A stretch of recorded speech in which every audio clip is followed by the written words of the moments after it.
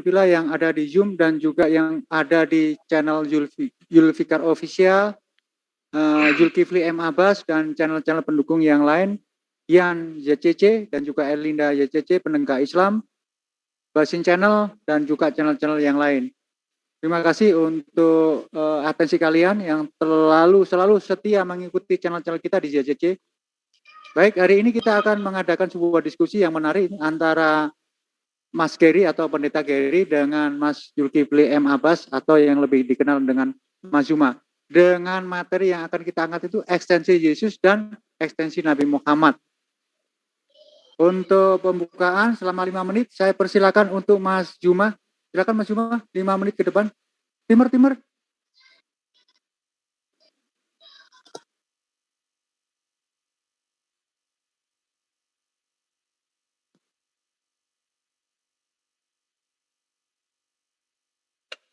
Boleh dimulai ya? Boleh, silakan 5 menit ke depan. Silakan, monggo. Bismillahirrahmanirrahim. Assalamualaikum warahmatullahi wabarakatuh. Semangat malam, sahabat-sahabat. Puji syukur kita panjatkan kehadirat Allah Subhanahu wa taala, juga salam dan taslim kepada junjungan kita Rasulullah Muhammad sallallahu alaihi wasallam. Pada malam hari ini kita berbicara mengenai pra-eksistensi Rasulullah Muhammad sallallahu alaihi wasallam, artinya kondisi di mana Allah dalam menceritakan tentang Rasulullah Muhammad sallallahu alaihi wasallam jauh sebelum dia diciptakan sebagai manusia, makhluk yang membawa petunjuk bagi umat manusia. Saya mengawali di dalam surah Ali Imran ayat 81. Wa iz akhazallahu mitsaqan nabiyyan lama ataitukum min kitabi wa hikmatin tsumma ja'akum rasul. Kemudian dikatakan musaddiqul lima ma'akum la tu'minunna bihi wa la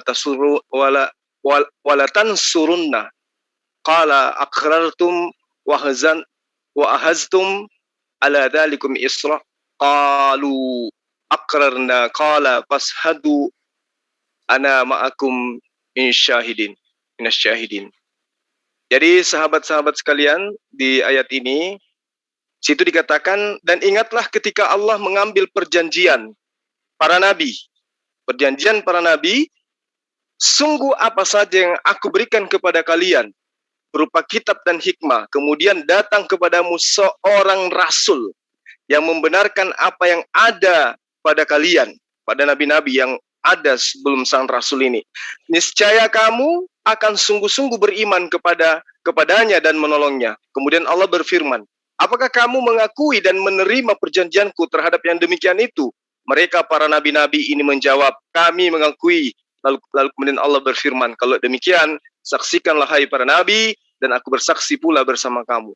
Berdasarkan ayat ini, jelas kita mendapatkan informasi bahwa Allah atau Hasem Baruhu telah mengikat atau membuat sebuah perjanjian agung kepada seluruh nabi-nabi, ya, tanpa terkecuali tentang akan datangnya sang rasul pada masa yang akan datang, dan wajib bagi seluruh nabi-nabi itu untuk beriman kepada sang rasul yang diperjanjikan oleh Allah kepada mereka. Nah, pada ayat ini, Ali Imran ayat 81 ini juga sudah pernah saya bahas. Di situ ada 3 kata yang akan saya uraikan pada malam hari ini. Yang pertama adalah kata mizaq. Di dalam Al-Quran, terjemahan Ibrani, itu disebut dengan berit rawah, yakni perjanjian agung yang amat dahsyat. Jadi Tuhan berfirman dengan menggunakan istilah misa ini, itu merupakan isyarat betapa pentingnya perjanjian ini, yang meneguhkan kepada kita bahwa perjanjian diikat oleh Allah dan juga kepada para nabi-nabi itu sebenarnya bukanlah perjanjian biasa, melainkan sebuah perjanjian yang sangat-sangat luar biasa dan sangat serius. Yang kedua, adanya kata al-nabiyyin. Jadi kata ini secara literal ditujukan kepada semua nabi-nabi yang sudah dikenal. Jadi istilah al-nabiyyin itu jelas merupakan nabi-nabi yang dikenal oleh ahli kitab. Ya, sebagaimana nabi-nabi yang menorehkan sejarah, ya, secara de facto sebagai sosok nabi-nabi yang historis, dan Islam, Yahudi, bahkan Kristen pun tahu tentang nabi-nabi ini. Lalu kemudian yang ketiga adalah kata rasul di ayat ini. Ya, di ayat ini ada kata rasul. Secara literal bermakna utusan atau rasul, sejajar dengan bahasa salihah di dalam bahasa Ibrani. Nah, lalu kemudian mengapa ada perbedaan penggunaan bahasa atau kata rasul dengan seluruh nabi-nabi atau al-nabiyyin dalam ayat ini? Nah, ini merupakan isyarat bahwa rasul pada ayat ini merujuk pada praeksistensi Rasulullah Muhammad sallallahu alaihi wasallam, bukan merujuk pada eksistensi fisik ya, kemanusiaannya yang histori, melainkan berbicara mengenai tentang akan datangnya. Jadi saya ulang lagi, bukan merujuk pada eksistensi fisik kemanusiaannya yang histori yang lahir pada tahun 571 Masehi. Karena itulah kemudian Al-Quran menceritakan tentang praeksistensi Rasulullah Muhammad SAW, di mana Allah mengangkat perjanjian bersama dengan para nabi-nabi. Nah, ini yang akan kita uraikan, praeksistensi sang Rasulullah Muhammad SAW, dan yang kemudian eksistensi kemanusiaan Rasulullah Muhammad SAW berdasarkan apa yang tertuang di dalam ayat Ali Imran ayat 81 81 ini. Jadi isi perjanjian agung itu sendiri akan kita bahas yang merujuk kepada Rasul Muhammad SAW sebagai pribadi berpraeksistensi. Oke, sorry. Terima kasih. Lanjut. Mas Uma.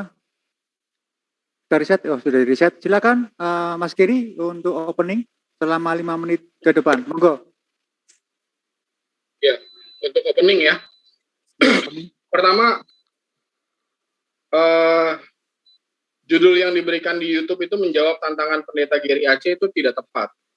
Karena ceritanya adalah Pak Zulkifli menyodorkan barang siapa yang mau berdialog dengan Pak Zulkifli, silakan aja berikan temanya. Jadi sebenarnya bukan saya yang istilahnya menantang, saya hanya menyanggupi aja Pak Jul membebaskan orang untuk mengajak dialog sama dia, lalu saya mengajukan diri dan diterima.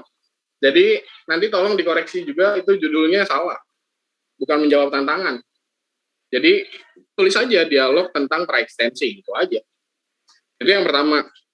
Yang kedua, saya menyayangkan juga tidak ada perwakilan Yahudi, karena Yahudi memegang peranan penting di sini kalau membahas praekstensi.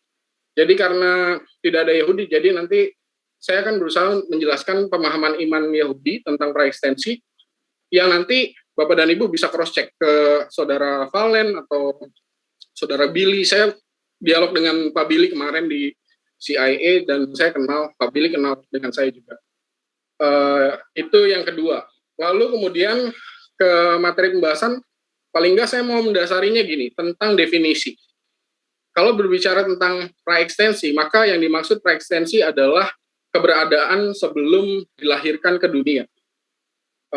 Saya paham Pak Zulkifli menyebut surat 2 ayat 81 ya. Surat 3 ayat 81, Ali Imran ayat 81, ya itu betul tentang praekstensi, tetapi juga perlu dibahas surat 7 ayat 172. Itu nanti yang mohon juga dibahas. Kalau di dalam pemahaman iman Kristen, yang dikatakan praekstensi adalah keberadaan sebelum dilahirkan ke dunia. Nah, yang perlu kita pahami adalah, saya mau menariknya dari saat Allah menciptakan alam semesta ini. Sewaktu alam semesta ini belum ada sama sekali, dan hanya ada Allah, dan kemudian itu ditanyakan kepada iman Kristen, di mana firman Allah, maka jawaban iman Kristen adalah firman Allah itu berada di dalam diri Allah, bersama-sama dengan Allah. Maka disitulah keesaan Allahnya tetap ada, bahwa Allah di dalam dirinya ada firman Allah. Lalu kemudian firman Allah itu turun ke bumi, ini konsep turunnya firman Allah, dan ini konsep yang Alkitabiah, karena di perjanjian lama ada, lalu kemudian di perjanjian baru ada, dan kemudian kalau di dalam iman Kristen, firman Allah ini menjadi manusia. Nah, kenapa praekstensi menjadi bahasan yang penting? Karena praekstensi Yesus dan kemudian membandingkannya dengan praekstensi umat manusia keturunan Adam, di situ jadi dapat perbedaannya antara Yesus sebagai, kalau iman saya ya, ini saya nggak ngomong tentang iman yang lain, iman saya. Kalau di dalam pemahaman iman Kristen, Yesus itu bukan berasal dari Adam, tetapi Yesus itu keluar dari Allah dan turun menjadi manusia. Tetapi kalau misalnya umat manusia keturunan Adam, konsepnya selalu Allah menciptakan Adam dulu. Adam itu diciptakan dari tidak ada menjadi ada. Lalu kemudian di dalam diri Adam, nah ini makanya perlu di cross check ke Yahudi, karena saya membaca dokumen-dokumen Yahudi memang mengatakan begitu. Di dalam diri Adam itu terdapat seluruh praeksistensi umat manusia yang nanti dilahirkan ke dunia. Anda bisa membacanya di Kabalah atau di Mishnah, ada keterangan tentang hal itu. Dan kemudian di dalam Alkitab, di dalam Perjanjian Lama, dijelaskan juga bagaimana perjalanan praeksistensi. Bahwa praeksistensi itu berjalan melalui sperma. Contohnya di Kejadian 5 ayat 1 sampai dengan 3. Di situ dikatakan bukan Abraham, Adam memperanakkan Set. Nah, kata memperanakan ini dalam bahasa Ibrani-nya yalat. Adam meyalat Set. Jadi, kalau di dalam pemahaman Alkitab, Perjanjian Lama orang Yahudi, bagaimana praeksistensi manusia itu menjadi eksistensi, dilahirkan ke dunia, maka ada malaikat yang namanya malaikat Lailah membawa praeksistensi itu dan kemudian ditaruh di sperma. Makanya di Kejadian 5 ayat 1 sampai dengan 3 dikatakan Abraham meyalat karena yang punya sperma adalah Adam, bukan Hawa. Dan dari Adam itu maka ada umat manusia keturunan Adam. Jadi kerangka dasarnya di situ.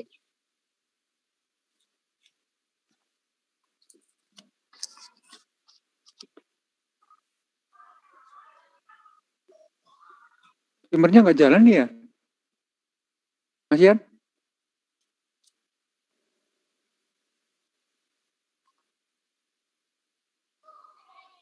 Mas Yan? Timernya macet ini sepertinya.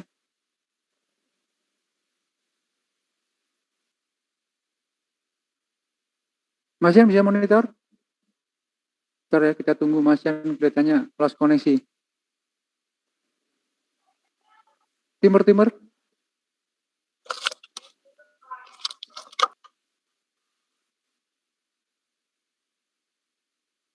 Di reset dulu, Mas Yan.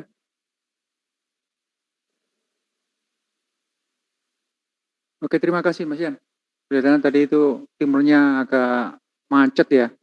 Baik, untuk 5 menit ke depan saya serahkan dengan Mas Zulkifli M. Abbas. Moga Mas, waktu dan tempat saya persilakan.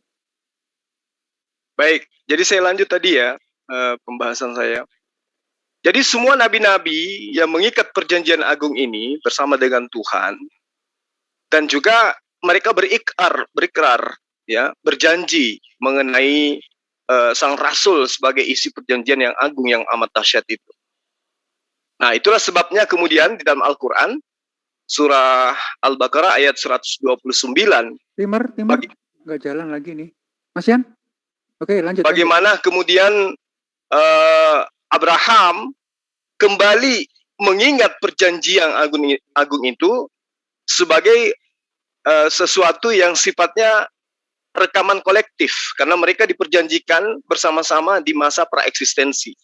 Lalu kemudian Abraham memohon agar eksistensi kemanusiaan sang rasul ini ya nantinya dilahirkan dari benihnya melalui anaknya Ismail. Itu diterangkan dalam surah Al-Baqarah ayat 129 yang saya katakan. Rabbana wa bu'ats fihim rasulan minhum yatslu alaihim ayatika wa yu'allimuhumul kitaba wal hikmah wa yuzakkihim innaka antal azizul hakim. Jadi Abraham minta supaya sang rasul yang diperjanjikan pada masa praeksistensi itu berasal dari keturunannya, dari anak Ishak, ya. Dari Ismail. Ya Tuhan kami utuslah untuk mereka seorang rasul dari kalangan mereka yang akan membacakan kepada mereka ayat-ayat-Mu dan mengajarkan kepada mereka Al-Quran dan hikmah as-sunnah serta mensucikan mereka. Sesungguhnya Engkaulah yang maha kuasa lagi maha bijaksana. Jadi dari ayat ini itu sama dengan apa yang diterangkan di dalam surah As-Saff ayat 6. Bagaimana kemudian di ayat ini diterangkan bahwa Allah sangat menginginkan ya dengan adanya perjanjian itu manusia di mana dalam hal ini adalah para nabi mengakui praeksistensi sang rasul yang sudah diperjanjikan. Wa iz qala Isa bin Maryam ya bani Israil inni rasulullahi ilaikum musaddiqan lima baina yaday minat taurata wa mubasysyiran birasulin ya'ti minhu ba'di ismuhu Ahmad. Ya. Falamma ja'ahum bil bayyinati qalu hadza sihrun mubin.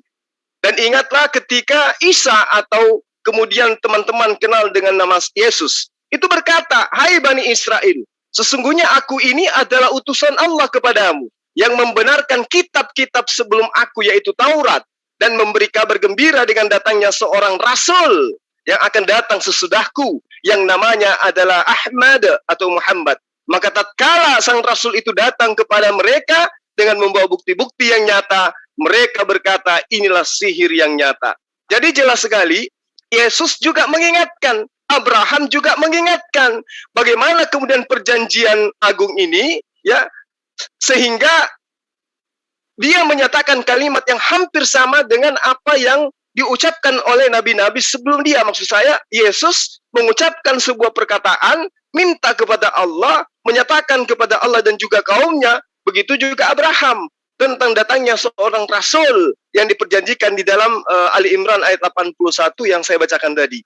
Nah, bila Abraham menyebut dengan ungkapan kata kunci rasulan tanpa menyebut nama person, tetapi hebatnya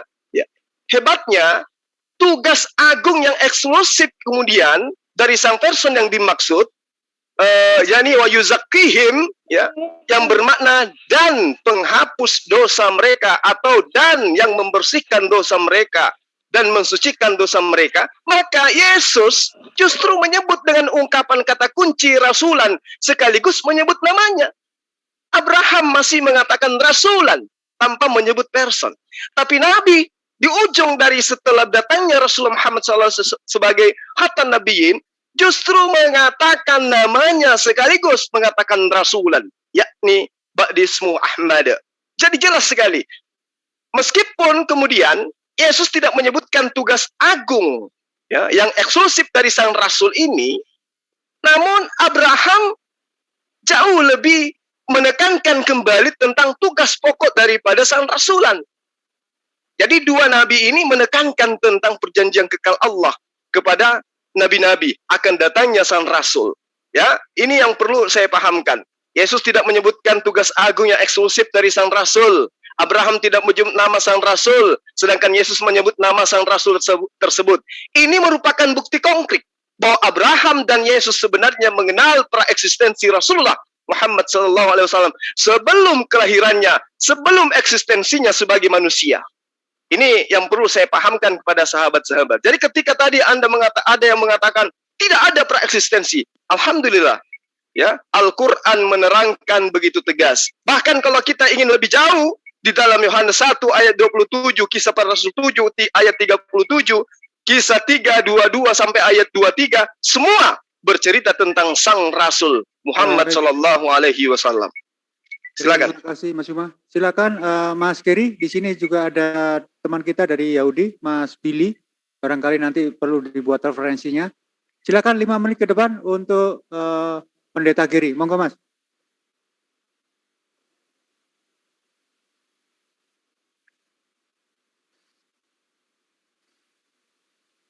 Mas Geri, dibuka mic-nya, dibuka dulu, ketutup masih ada.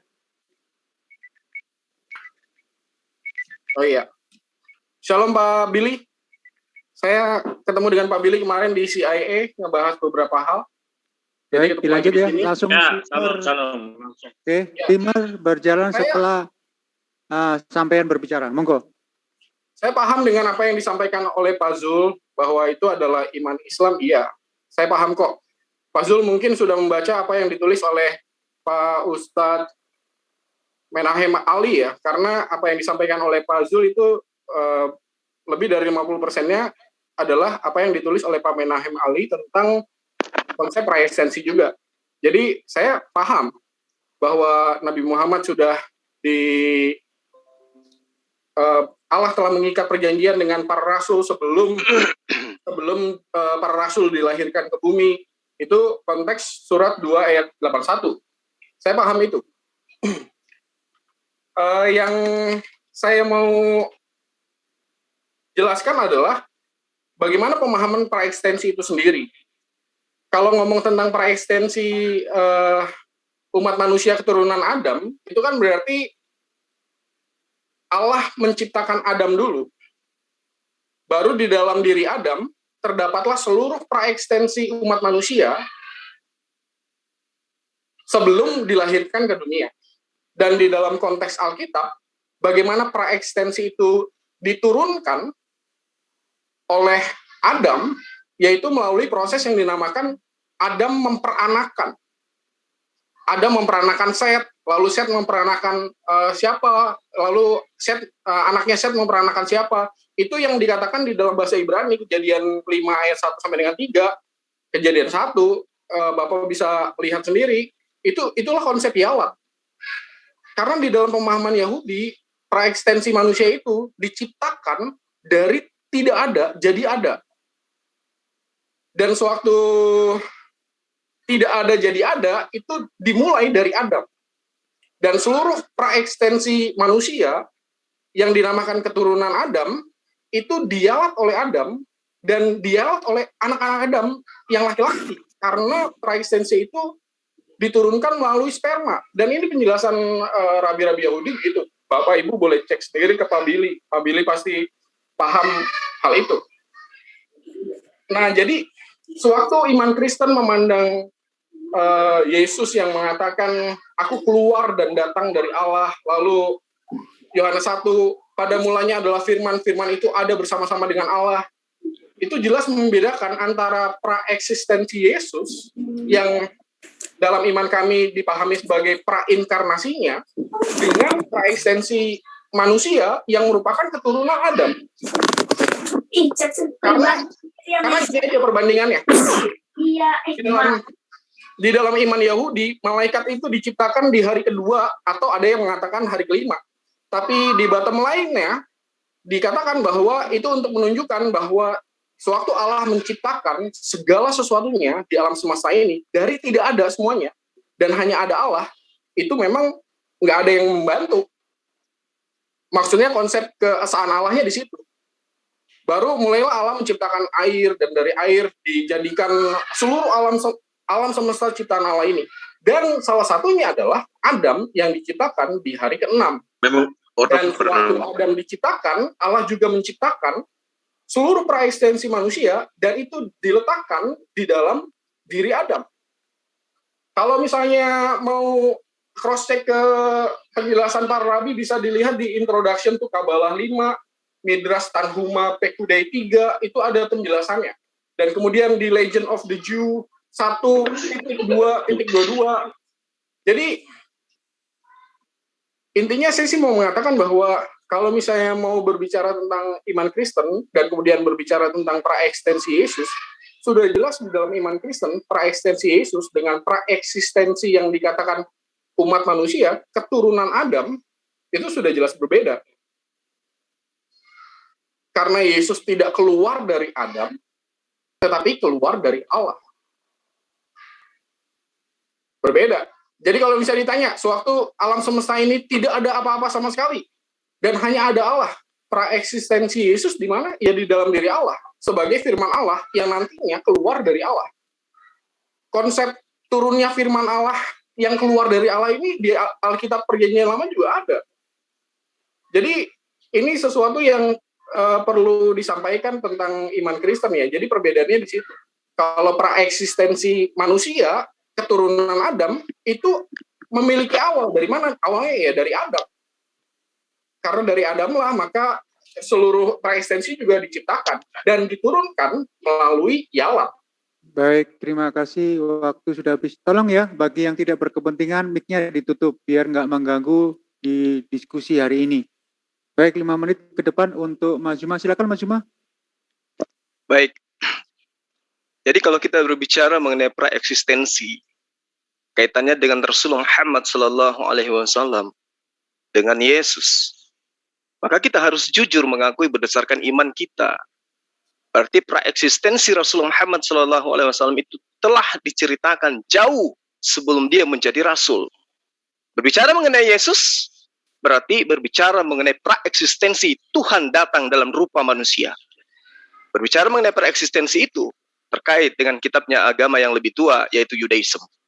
Nah, kalau ada kemudian orang yang berkilah dengan gagahnya mengatakan, yang dikatakan pereksistensi adalah orang yang berasal dari Bani Abraham, Bani Adam, maka ya saya meragukan apakah orang itu sehat atau tidak dalam mengkaji sebuah kitab suci, apalagi kitabnya sendiri, kan gitu ya.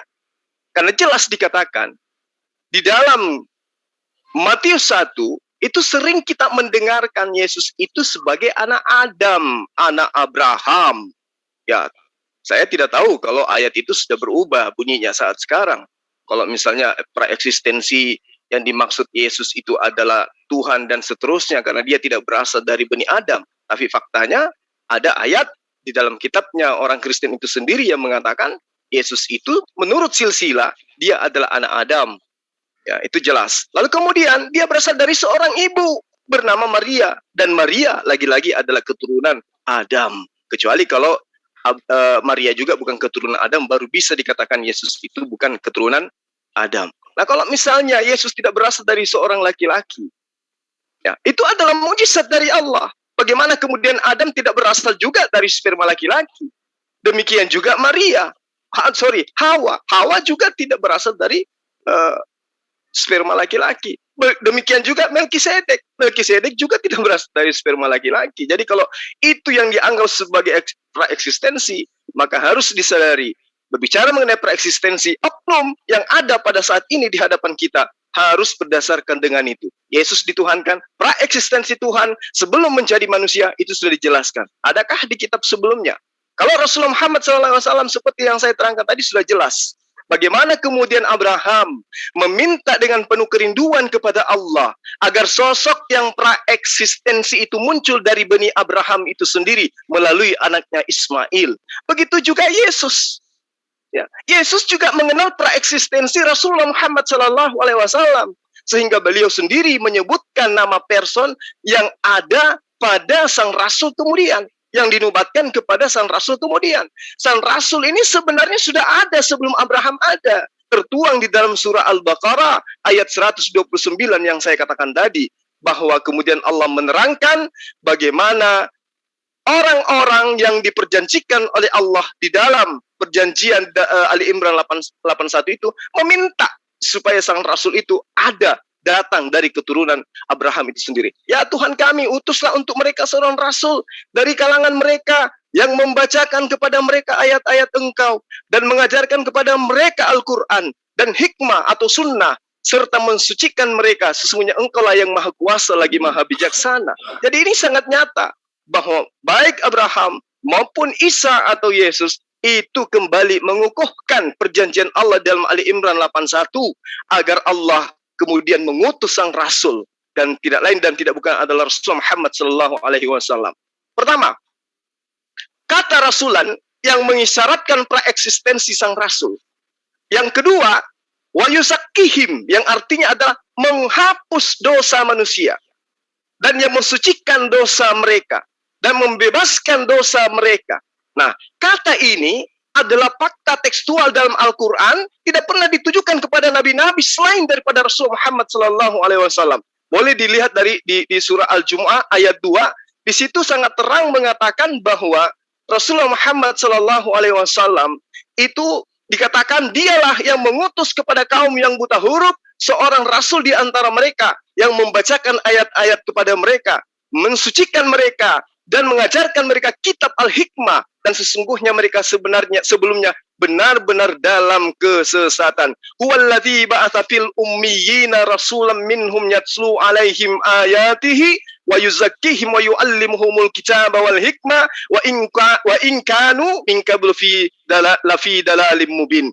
Jadi Rasulullah Muhammad SAW kerasulannya, kenabiannya sudah diceritakan praeksistensi. Tapi Yesus tidak pernah diceritakan praeksistensi ketuhanannya. Demikian. Baik, terima kasih Mas Zuma yang telah memberikan komentarnya.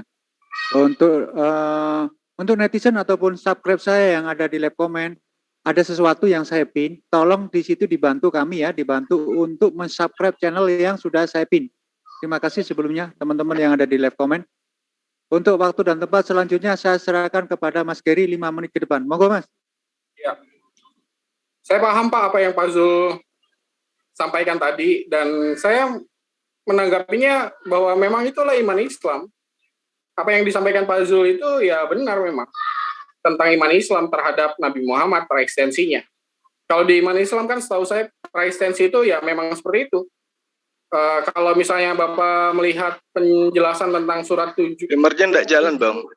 Surat 7 ayat. Timer.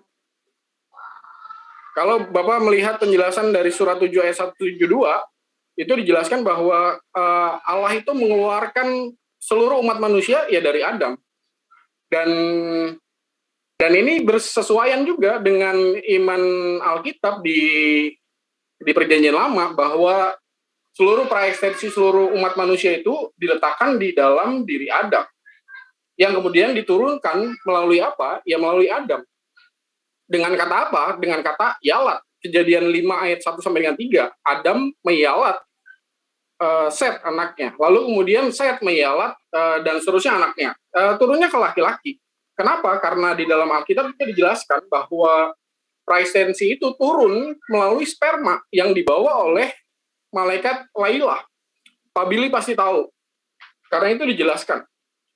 Dan disitulah yang membuat pada akhirnya di iman Kristen, Yesus itu, ya Pak Zul memang benar, di Matius itu silsilahnya anak Adam, tetapi orang Kristen tidak pernah memahami itu sebagai nanti yalat, laki-laki meyalat Maria, nggak pernah di pemahaman itu, karena Maria melahirkan dari, sewaktu Maria melahirkan, iman Kristen, bahkan iman Anda juga meyakini bahwa Maria itu suci, maksudnya masih perawan, tidak tersentuh oleh laki-laki, tidak tersentuh oleh basyar. Dan kemudian dari sana, di iman Kristen memahami bahwa praekstensi Yesus memang seperti yang dikatakan Yesus, aku keluar dari Allah. Keluar dari Allah sebagai apa? Ya sebagai firman Allah. Dan disitulah makanya iman Kristen memahami Yesus itu sebagai firman Allah yang tidak diciptakan. Dan itulah arti yang paling sederhana tentang Trinitas. Trinitas itu kan Allah tidak diciptakan, firman Allah tidak diciptakan. Dan kemudian firman Allah itu keluar dari Allah dan turun ke bumi dan menjelma menjadi manusia. Sehingga kalau misalnya melihat praekstensi manusianya Yesus tidak menunjuk pada Adam. Karena Adam itu diturunkannya melalui sperma, melalui yalat. Dan Maria tidak ada lelaki satupun yang meyalat. Jadi di dalam iman Kristen itu udah jelas bahwa pernyataan Yesus, aku keluar dan datang dari Allah, itu sudah jelas membedakan antara Yesus yang hadir ke dunia sebagai inkarnasi firman dengan umat manusia yang lain yang berasal dari Adam. Sehingga kalau misalnya kita nih, kalau kita mau ngurut ke atas gitu ya, saya pasti diyalat oleh bapak saya. Bapak saya diyalat oleh bapaknya bapak saya. Bapaknya bapak saya diyalat oleh bapaknya bapak saya lagi. Sampai pada akhirnya ujungnya Adam. Kenapa? Karena praekstensi semua umat manusia itu memang beradanya di dalam diri Adam. Itu dia. Dan itu yang membedakan antara iman Kristen dengan iman yang lain, bahwa praekstensi Yesus tidak pernah dipahami sebagai keluar dari Adam, tetapi keluar dari Allah. Dan kalau misalnya keluar dari Allah, tidak memiliki permulaan. Bagaimana di dalam diri Allah ada sesuatu yang memiliki permulaan, artinya ciptaannya. Firman Allah di iman Kristen tidak diciptakan. Rumusan pengakuan iman Athanasius, firman Allah tidak dibuat, itu artinya tidak diciptakan. Tetapi Adam dan seluruh praekstensi umat manusia diciptakan di luar diri Allah, dari tidak ada jadi ada. Kalau mau merujuk lagi, Adam diciptakan dari tanah. Tanah diciptakan dari mana lagi? Diciptakan dari air. Air diciptakan dari mana? Air diciptakan dari tidak ada air, jadi ada di luar diri Allah. Air tidak keluar dari Allah. Creatio ex nihilo kan begitu. Prinsip penciptaan dengan kata bara kan kayak gitu. Bara Elohim, ya saya nggak hafal lah. Silakan Pak Billy lebih mengerti itu. Bara itu penciptaan dari tidak ada, jadi ada. Dan semuanya diawali dengan air. Kemarin kita udah bahas itu ya Pak Billy ya. Kalau melihat keterangan para rabi, penciptaan yang di Kejadian 1 ini bukan penciptaan yang pertama kali, ini udah yang penciptaan ulang. Dan di penjelasan para rabi itu, penciptaan yang sekarang sama seperti penciptaan yang pertama. Artinya Allah menciptakan air terlebih dahulu. Tapi di penciptaan yang sekarang diceritakannya air sudah ada. Karena itu penciptaan ulang. Nah, dari situ definisi praeksistensi dengan perbedaan antara praeksistensi Yesus dengan praeksistensi umat manusia keturunan Adam. Versi iman saya. Terima kasih. Kita reset, kita langsung main TikTok aja biar diskusinya ini mengkerucut dan tidak pingpong ya. Kita set untuk 30 menit ke depan. Ini sudah berjalan 35 menit, jadi kita fokuskan 30 menit ke depan. Ini TikTok ya Mas Giri ya. Monggo silakan waktu Boleh, Pak. Sekarang. Baik, jadi saya awali gini. Yesus itu, ketika kita berbicara mengenai Yesus dan juga Rasul Muhammad SAW, terkhusus kepada konsep praeksistensi, apapun modelnya, ketika dia nuzul ke muka bumi, Yesus acap kali menyebut dirinya sebagai anak manusia. 30 kali dia menyebut dirinya sebagai anak manusia di dalam Gospel Matius. 14 kali dia menyebut dirinya sebagai anak manusia di dalam Gospel Markus. Belum lagi di Lukas, dia 27 kali menyebut dirinya sebagai anak manusia. Kalau di dalam Gospel Yohanes, dia menyebut dirinya 14 kali sebagai anak manusia. Nah, bagaimana kita menyikapi ini? Istilah anak manusia yang ada dalam penyebutan Yesus terhadap dirinya, tentu kalau kita mengacu kepada bahasa Ibrani, maka dia disebut sebagai Beni Adam. Di dalam bahasa Aram disebut Beni Anos. Kalau di dalam bahasa Yunani, Hohius atau Anthropos. Nah, sedangkan dalam bahasa Indonesia dapat diterjemahkan sebagai anak manusia atau anak laki-laki manusia. Jadi Yesus sendiri acap kali menyebut dirinya sebagai anak manusia. Jadi kalau Anda mengatakan bahwa tidak, Yesus itu adalah praeksistensinya berbeda dengan manusia yang lain. Faktanya Yesus menyebut dirinya puluhan kali di dalam kitab yang Anda sebutkan sebagai kitab suci bahwa dirinya adalah anak keturunan Abraham. Belum lagi penyebutan Matius dan Lukas sendiri terhadap dia. Ketika berbicara mengenai silsilah, dia pun menyebut Yesus itu sebagai anak Adam, anak Daud, anak Salomo, dan seterusnya, dan seterusnya. Bahkan disebut sebagai anak Maria. Berarti dia adalah anak manusia. Sedangkan yang menobatkan Yesus sebagai anak Tuhan, ya, saya bantu Anda untuk menjabarkan ini kepada netizen. Yang menyebut Yesus sebagai anak Tuhan, itu adalah perkataan-perkataan orang lain tentang Yesus. Bukan perkataan Yesus tentang dirinya. Kalau Yesus menyebut tentang dirinya, dia acap kali menyebut dirinya dengan anak manusia yang saya sebut dengan sebutan Bene Adam atau Bene Enos. Jadi Yesus tidak pernah menyebut dirinya sebagai anak Allah. Penyebutan anak Allah kepada Yesus itu hanya dituliskan, disebutkan, dikatakan, diajarkan oleh oknum lain terhadap Yesus. Bukti, Matius 26 ayat 63, 64, Lukas 4 ayat 41. Itu semuanya penamaan-penamaan orang terhadap Yesus. Belum lagi kalau Anda bercerita tentang peran daripada iblis tentang pengajaran kekristenan akan Yesus. Iblis menerangkan begitu banyak pesan yang dititipkan kepada penulis-penulis kitab Anda, di mana Yesus itu dia katakan sebagai anak Tuhan. Ya, iblis yang berperan banyak mengajarkan pesan kepada manusia Kristen bahwa Yesus itu adalah anak Tuhan. Matius 4 ayat 3, Matius 4 ayat 6, Lukas 4 ayat 3, Lukas 4 ayat 9, Lukas 4 ayat 41, Matius 8 ayat 29, Markus 3 ayat 11, Markus 5 ayat 7, Lukas 8 ayat 8. Siapa yang mengatakan Yesus anak Allah? Iblis. Iblis mengatakan Yesus anak Allah. Yesus mengatakan dirinya siapa? Anak Adam, Bene Enos. Silakan Anda bantah. Monggo Bang, ini TikTok Bang. Saya diinterupsi kalau misalnya saya panjang berbicara, monggo. Ya, saya kira di iman Islam juga Yesus diimani bukan dilahirkan karena Maria bercampur dengan lelaki. Jadi itu sudah jelas ya, membedakan antara kelahiran Yesus dengan kelahiran umat manusia yang dikatakan keturunan Adam. Saya hanya menggarisbawahi gini, bahwa di dalam pemahaman Alkitab, yang dinamakan umat manusia keturunan Adam adalah yang diciptakan Allah. sewaktu Allah menciptakan Adam, dan itu sekaligus seluruh umat manusia keturunan Adam itu sudah ada di dalam diri Adam.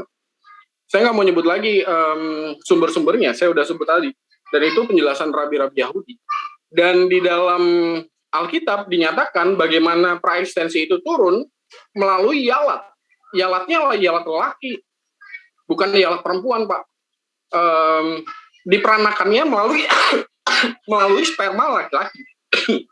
Dan kemudian dari sana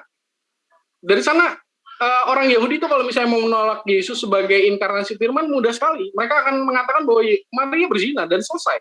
Kenapa? Karena dengan mengatakan Maria berzina, maka berarti kan Maria diyalat oleh lelaki, sehingga syaratnya Yesus itu berasal dari sperma lelaki. Kalau di dalam pemahaman Alkitab. Sedangkan di dalam iman Kristen, syaratnya Yesus dalam bahasa Yunani, dagingnya Yesus itu dari penjelmaan dari firman Allah yang awalnya berada di dalam diri Allah. Jadi memang berbeda.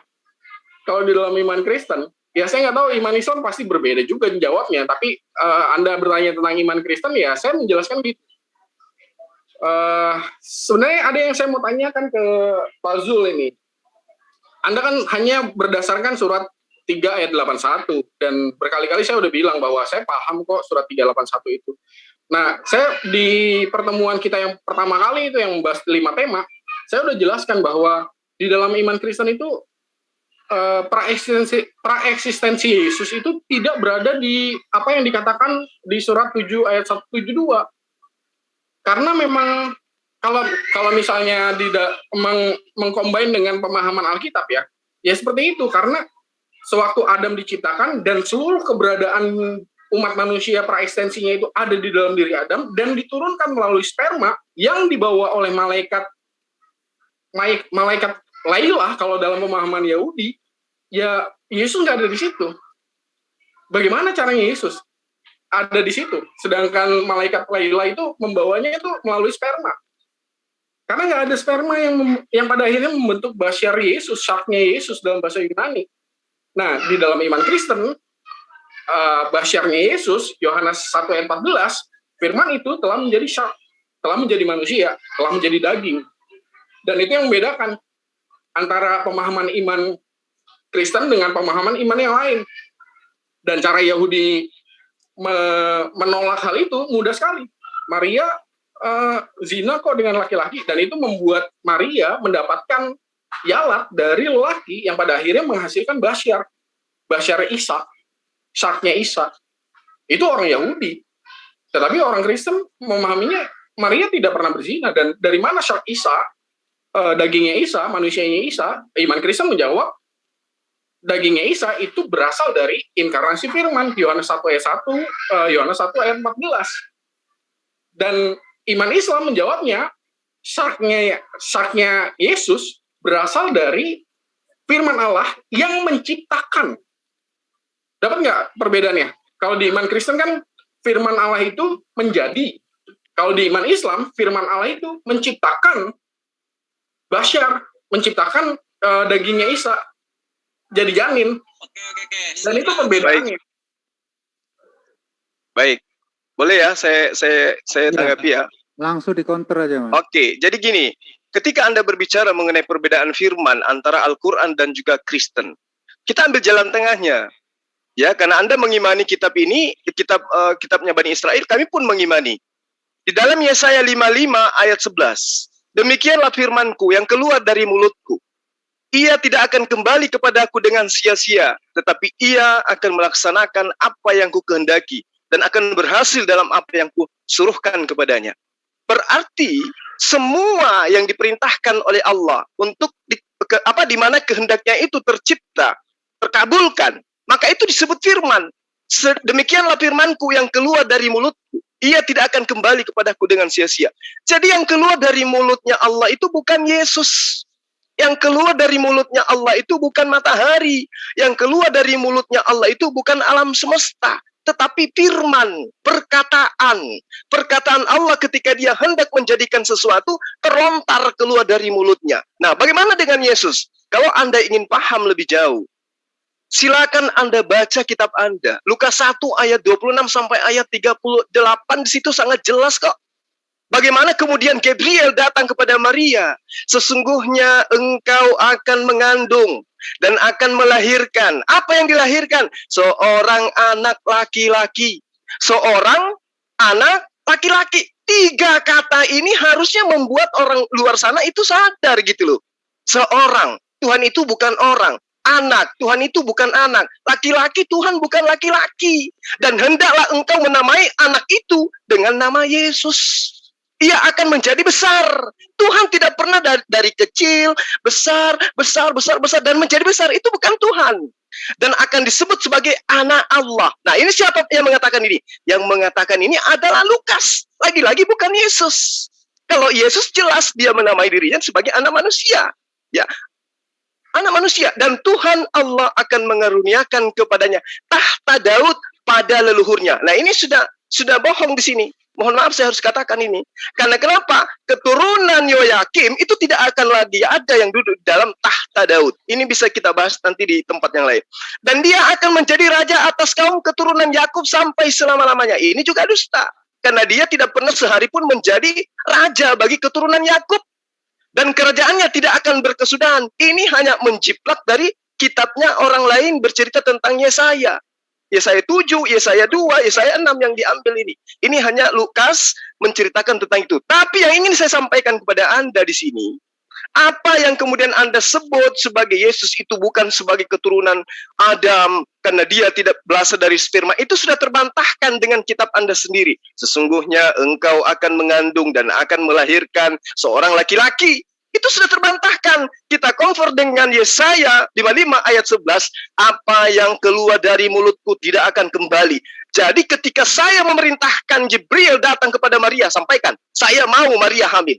Apa yang terjadi? Maria hamil, tapi tidak ada suaminya. Meski, karena aku yang menghendaki, firmanku tidak akan kembali kepadaku dengan sia-sia sebelum terjadi apa yang kusuruhkan. Jadi Maria itu hamil hanya karena keajaiban, mukjizat dari Sang Tuhan.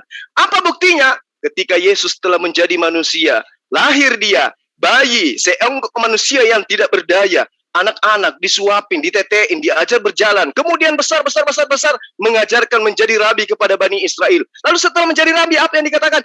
Aku tidak dapat berbuat apa-apa dari diriku. Apa yang aku katakan adalah apa yang diperintahkan oleh Bapakku untuk aku katakan dan aku sampaikan. Selesai. Berarti Yesus mau tidak berasal dari sperma manusia, mau berasal dari apapun, yang pasti yang mengetahui tentang dirinya siapa? Yesus. Yesus yang mengetahui dirinya. Bukan orang lain yang mengetahui dirinya. Seperti yang saya terangkan tadi, bahwa Yesus menerangkan siapa dirinya dengan kata apa? Dia mengatakan bahwa aku adalah anak manusia. Aku adalah anak manusia. Di dalam Matius, Markus, Lukas, Yohanes, puluhan kali Yesus menyebut dirinya sebagai anak manusia. Dan tidak pernah sekalipun secara langsung dia mengatakan, aku adalah anak Allah. Silakan disanggah. Ya, kalau saya sih menyanggahnya berdasarkan iman saya udah jelaskan bahwa sewaktu Yesus berkata keluar dan datang dari Allah, itu sudah menjelaskan bahwa Yesus tidak berada di dalam diri Adam. Itu artinya Yesus berada di dalam diri Allah. Dan itu bukan iman Islam, itu iman Kristen. Iman Islam tidak akan mengatakan kayak gitu. Maka pertanyaan saya ke Pak Zul, sewaktu di surat 7 ayat 172 dikatakan Allah mengeluarkan seluruh umat manusia dari Adam dan kemudian mengikat perjanjian dengan Allah bahwa Allah itu esa dan sebagainya gitu ya. Para nabi juga pasti ada di situ karena para nabi kan keluar dari Adam secara preekstensi ya di surat 7 ayat 172. Saya mau nanya ke Pak Zul, bagaimana caranya Isa berada di situ ya?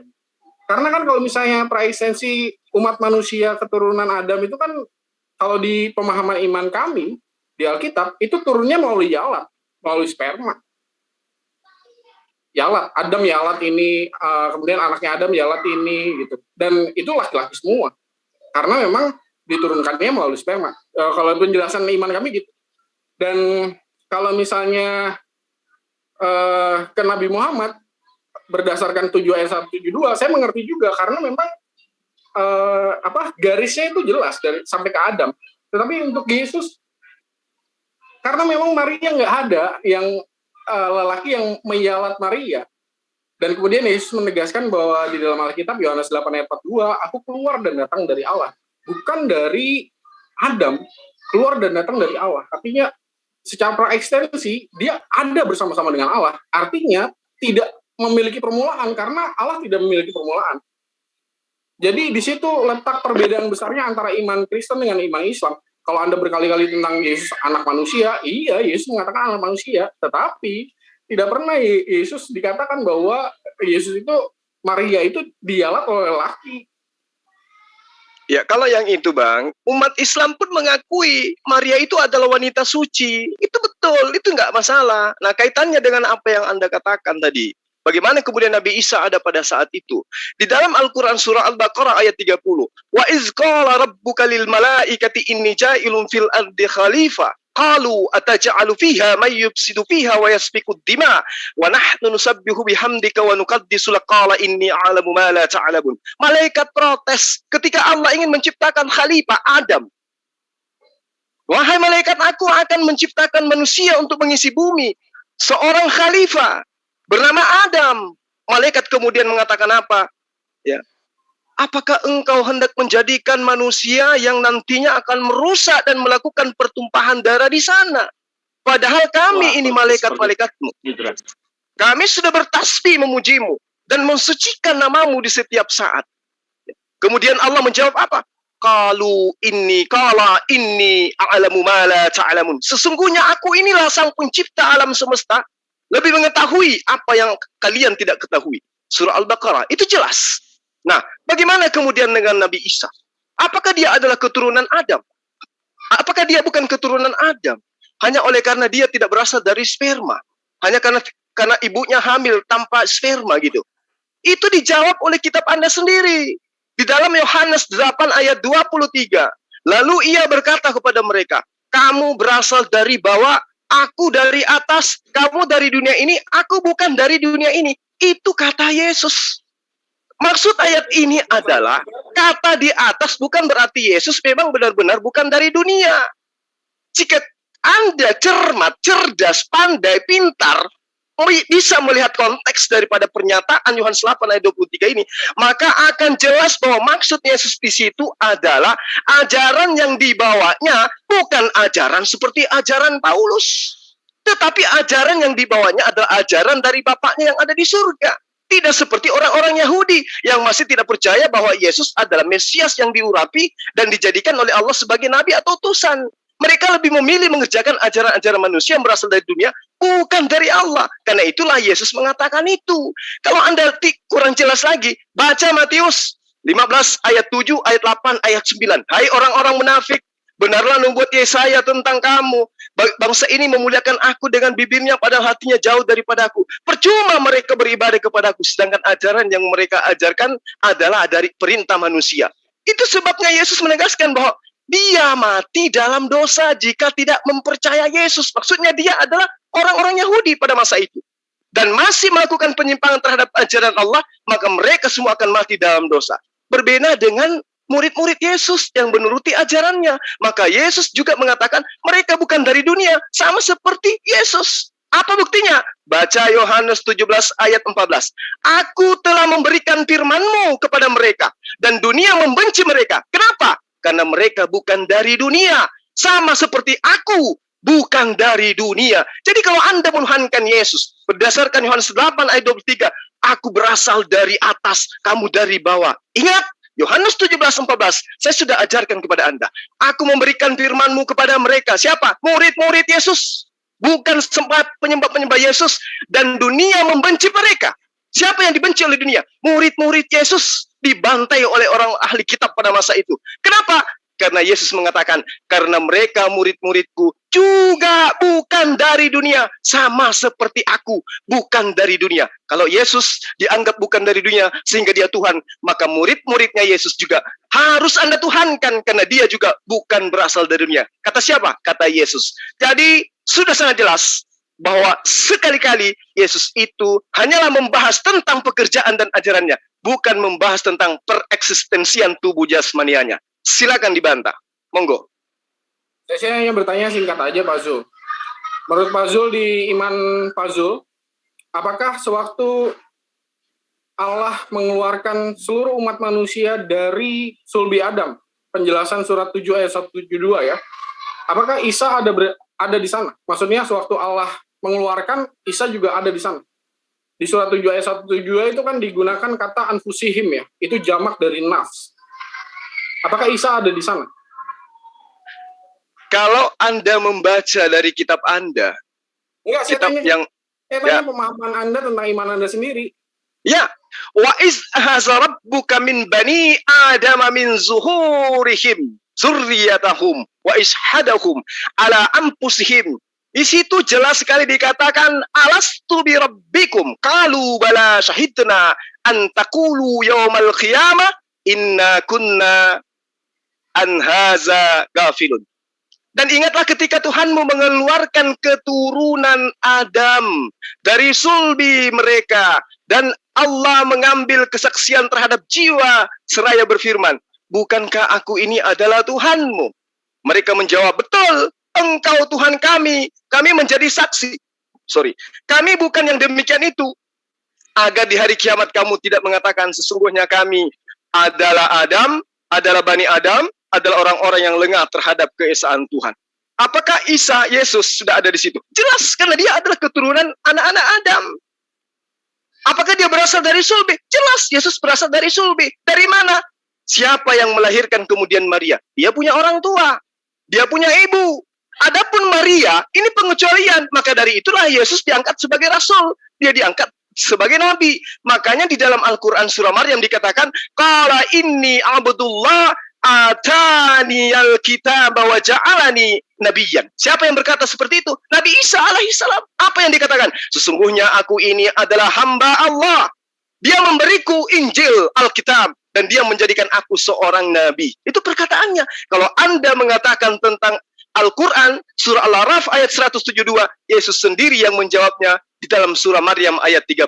Qala inni a'budullah atani al-kitab wa ja'alani nabiyyan. Aku ini adalah seorang nabi. Aku ini adalah hamba Allah. Ya, jadi Yesus mengatakan dirinya adalah hamba Allah. Itu tidak bisa dipungkiri. Al-Quran mengajarkan itu. Al-Quran yang telah menerangkan itu. Bukan saya, tapi Al-Quran. Anda mencoba untuk mengambil Al-Araf, dijawab juga oleh Yesus itu sendiri. Di dalam pernyataannya surah Maryam ayat 30.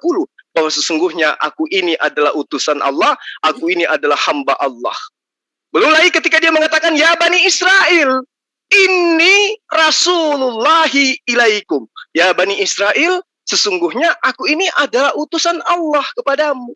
Itu Yesus katakan atau Isa katakan kepada Bani Israel. Jadi sempurna. Ketika Al-Araf mengatakan keturunan Adam, Yesus, Isa masuk di dalamnya. Karena dia berasal dari keturunan Maria. Anda mengatakan Yesus adalah firman. Betul. Kenapa dikatakan Yesus itu adalah firman? Karena dia berasal dari kehendak Allah. Apa buktinya? Saya sudah terangkan Anda dalam kitab Lukas 1, ayat 26 sampai ayat 38. Bagaimana Gabriel datang memberitakan tentang kehamilan Maria. Maria mengatakan, bagaimana mungkin aku hamil? Saya belum pernah tersentuh oleh seorang laki-laki pun. Tapi apa kata Gabriel? Allah yang menghendaki. Artinya memang betul. Yesus itu adalah lahir mukjizat. Karena Allah yang menghendaki. Yesaya 55 ayat 11. Apa yang keluar dari mulut Allah tidak akan kembali dengan sia-sia sebelum Maria hamil. Nah, setelah hamil apa yang terjadi? Punya darah, punya daging, punya tulang. Asalnya dari mana? Dari saripati yang ada di dalam tubuh Maria. Apa buktinya? Diproses 9 bulan. Apa bukti konkretnya? Lahir dia. Menjadi apa? Menjadi manusia. Berperilaku dia sebagai apa? Manusia. Ajarannya, dia manusia. Ketika dia mengajarkan menyembah kepada hanya Allah, apa yang dia katakan? Apakah Allah itu bagian daripada dirinya? Tidak. Mana buktinya? Yohanes 17 ayat 3. Apa bunyinya? Hidup kekal itu adalah mereka mengenal Engkau Allah, satu-satunya Allah yang benar. Kalau berbicara mengenai satu-satunya, berarti tidak ada dua-duanya. Apalagi tiga-tiganya. Nah, pada saat Yesus mengatakan itu, dia sebagai apa? Dan mengenal aku sebagai utusanmu. Selesai. Berarti Yesus pereksistensinya hanya sebagai nabi. Dia diutus kepada Bani Israel untuk mengajarkan Bani Israel kembali kepada hukum Torah. Tidak pernah mengajarkan Bani Israel untuk menjadi orang Kristen, apalagi menyembah dirinya. Silakan disanggah. Ya kalau saya sih menyangganya, kalau misalnya Anda mengatakan bahwa Isa Al-Masih praekstensinya berada di sulbi Adam, surat 7 ayat 172, ya di iman Kristen nggak ada di situ, Pak. Karena saya sudah jelaskan bahwa yang namanya yalat itu bergerak melalui lelaki, sperma lelaki. Dan sudah jelas tidak berada di Adam. Karena memang ya Maria nggak ada yang meyalat.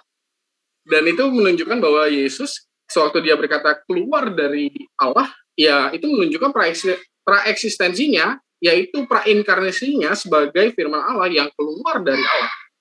Jangan lupa di dalam pemahaman iman Anda, Quran juga diimani sebagai firman Allah, kalam Allah yang bukan ciptaan.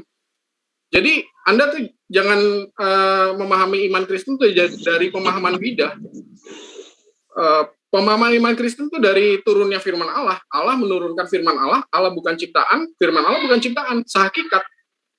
Bisa dibedakan, tetapi Anda tidak bisa memisahkan hakikatnya. Karena hakikatnya sama. Bukan ciptaan. Jadi kembali lagi, kalau Anda menegaskan bahwa di iman Anda ya, Isa berada di sulbi Adam, surat 7 ayat 172, saya menegaskan bahwa di iman Kristen, Yesus tidak berada di situ.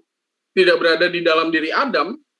Kalau dalam pemahaman Alkitab, tidak berada di dalam diri Adam, dan kemudian diturunkan melalui Yala, tidak berada di situ.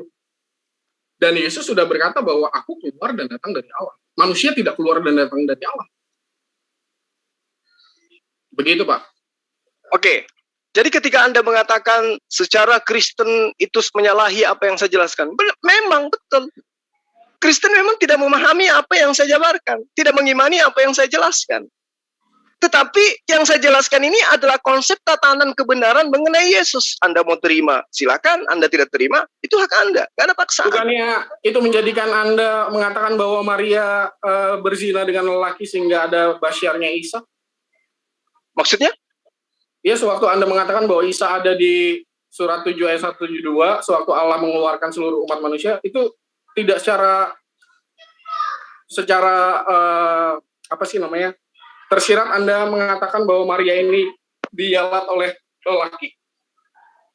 Oh, tidak. Di dalam kitab Anda aja tidak mengatakan itu. Malah dia mengatakan, bagaimana mungkin aku hamil, saya tidak pernah disentuh oleh laki-laki. Lalu dia mengatakan, Maria mengatakan gini, sesungguhnya aku ini adalah hamba Tuhan. Jadilah padaku menurut perkataanmu itu, menurut malaikat yang datang kepadanya. Lalu Gabriel meninggalkan dia. Apa yang terjadi kemudian? Hamil dia. Lalu yang Apakah ada beratnya bagi Allah yang Maha Kuasa menciptakan seseorang lahir tanpa ayah, gitu loh? Apakah Allah tidak bisa? Sehingga orang yang lahir tanpa ayah kemudian diembel-embelin itu adalah Tuhan. Sementara di dalam kitab Anda, Ibrani 7 ayat 3, Melkisedek tidak berbapa, Melkisedek tidak beribu, tidak bersilsilah. Harinya tidak berawal dan hidupnya tidak berkesudahan. Karena dia dijadikan sama seperti anak Allah. Ia tetap menjadi imam sampai selama-lamanya. Ini luar biasa ini. Melkisedek tidak berbapa, tidak beribu, tidak bersilsilah. Yesus silsilahnya disebutkan anak Adam. Jadi kayak mana Anda mau mengatakan bahwa Yesus itu tidak bercerita tentang praeksistensi kemanusiaannya, sementara Yesus datang sebagai manusia. Dia menyebut dirinya sebagai manusia. Dia tidak pernah mengajarkan dirinya adalah Hasem atau Allah yang datang dalam rupa manusia, tidak. Dia tidak pernah mengatakan. Saya kasih contoh. Di surat 19 ayat 17 itu juga ada manusia, Pak. Tapi manusia itu bukan keturunan Adam juga. Jadi Anda nggak bisa serta-merta mengatakan bahwa itu adalah manusia, lalu kemudian Anda menyangkutkan praeksistensinya berada di dalam diri Adam. Surat 19 ayat 17 itu kan malaikat Jibril menjadi manusia gitu kan, dinampakkan menjadi manusia yang sempurna lagi kalau dalam terjemahannya. Ya apakah manusia itu berasal dari sulbi Adam? Ya tidak, karena malaikat diciptakan lebih dulu daripada Adam.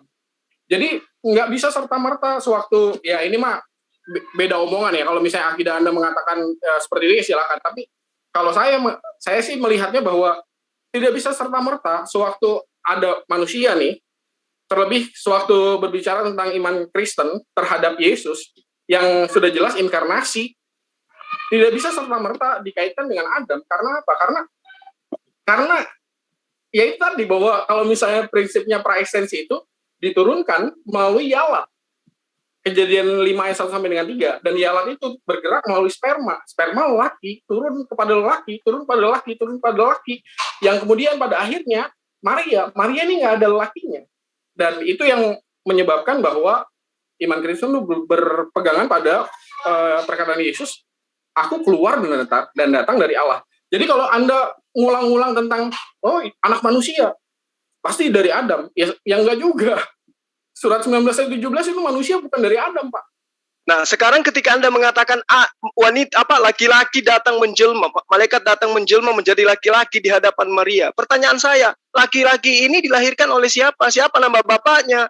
Seketika dia menjadi laki-laki, bukan? Nah, apakah setelah dia menjadi laki-laki bahwa dia itu adalah Tuhan? Karena dia tidak berasal dari benih laki-laki. Tidak.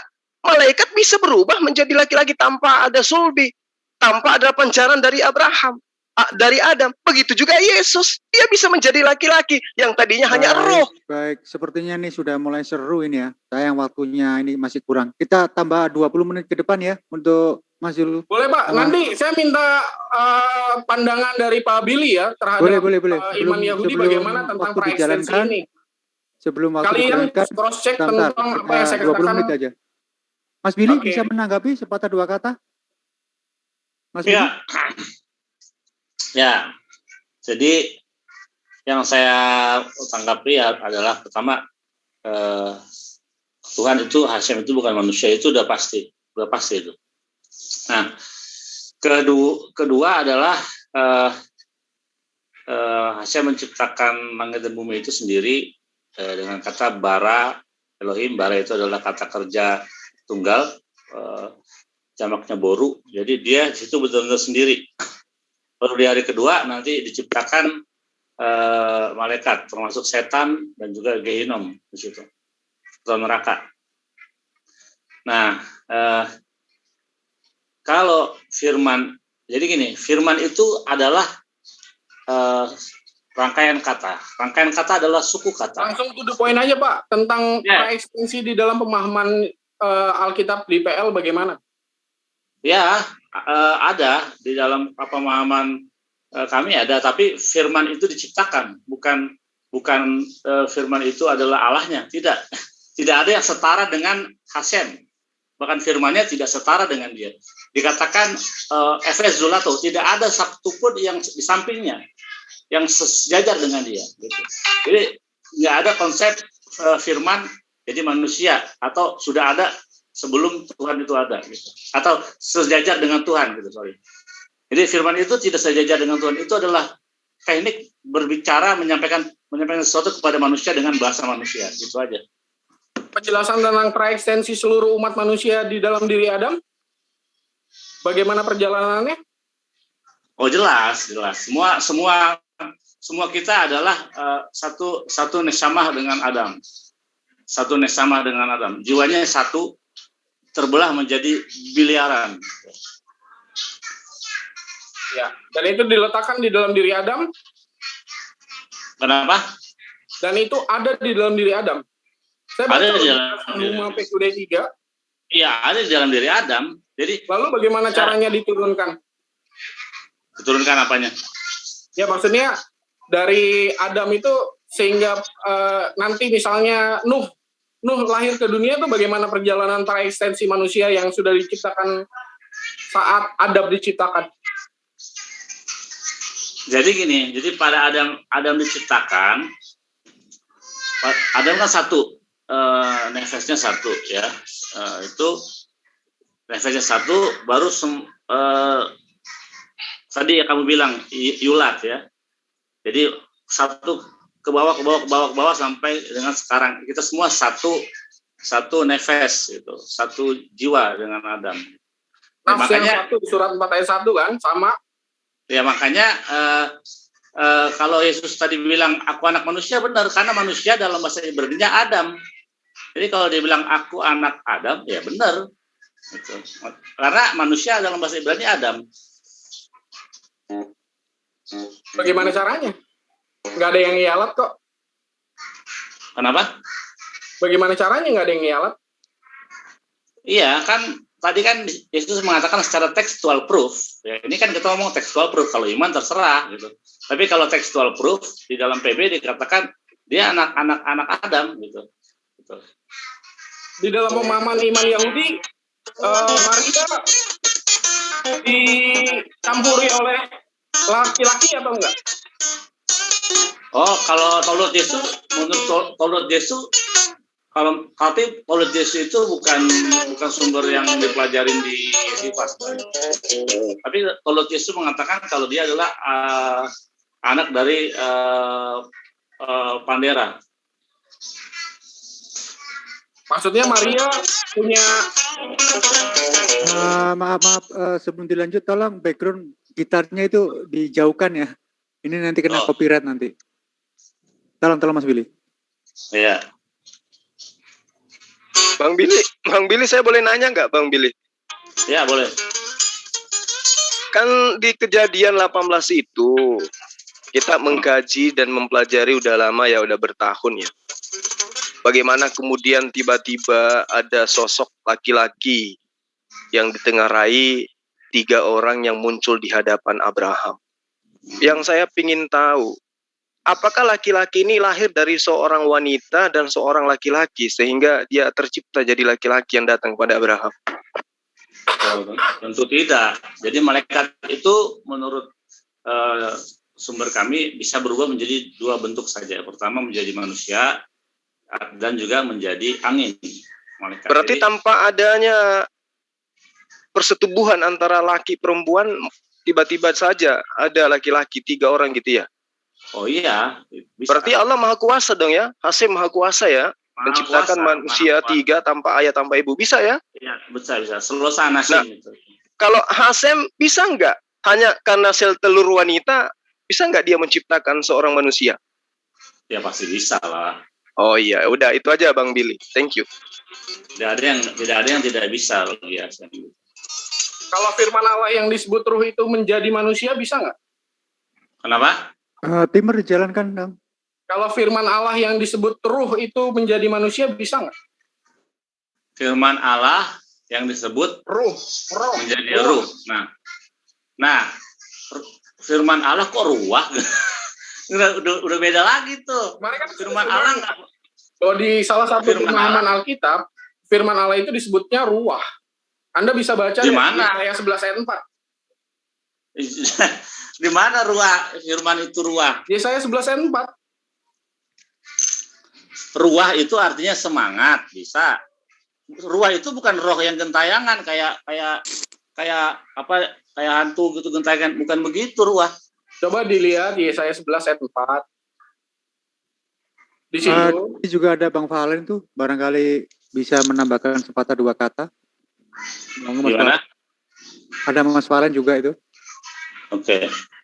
Menurut saya udah banyak pusat-pusat di pelepah kurma di kulit hewan sudah ditulis. Ya lanjut aja Bro Billy. Saya masih itu live-in sebelah. Lanjut Bro Billy. Maknanya. Ya saya berapa tadi? Menurut 11. Menurut iman Yahudi tuh Maria tuh dibuahi oleh laki-laki atau bagaimana? Maksudnya Maria tuh ada laki-lakinya sehingga ada lasyarnya Yesus gitu? Ada janin Yesus atau bagaimana di iman Yahudi? Kalau kamu nanya Yahudi soal Yesus ya Yesus nggak pernah ada. Kamu nanya ya. Kalau nanya soal Yesus Maria itu fiktif semua gitu. Tapi ada buku yang pada waktu itu beredar ya. Karena reaksi berarti itu nggak ada ya Mas Billy di Yahudi ya, termasuk cerita dongeng ya sepertinya. Dongeng. Nah, tapi ada buku yang bukan sumber yang dipelajari di Yeshiva, itu adalah Taurat Yesus yang menceritakan bahwa Maria itu diperkosa oleh Pandera. Gitu. Ya, saya tahu itu ada pemahaman itu. Artinya basyarnya Isa itu berasal dari yang memperkosa itu kan, kalau dalam pemahaman Yahudi. Dari itu yang saya bilang bahwa Yahudi menolak Yesus sebagai inkarnasi firman, mereka tinggal bilang bahwa Yesus itu Maria itu zina, ya diperkosa lah gitu, apapun namanya, sehingga basyarnya itu berasal dari ialah laki-lakinya. entah yang memperkosa atau entah yang Maria berzina, itu pemahaman Yahudi. Tapi kalau enggak, gini, kan itu bukan seperti itu. Itu Toldot Yesus tidak dipelajari di apa namanya di sifat, bukan sumber yang setara dengan sumber-sumber rabinik. Itu adalah reaksi dari dari penyiksaan orang Yahudi pada waktu itu terhadap kekristenan. Gitu. Penyiksaan orang Yahudi yang dilakukan oleh kekristenan. Reaksinya begitu.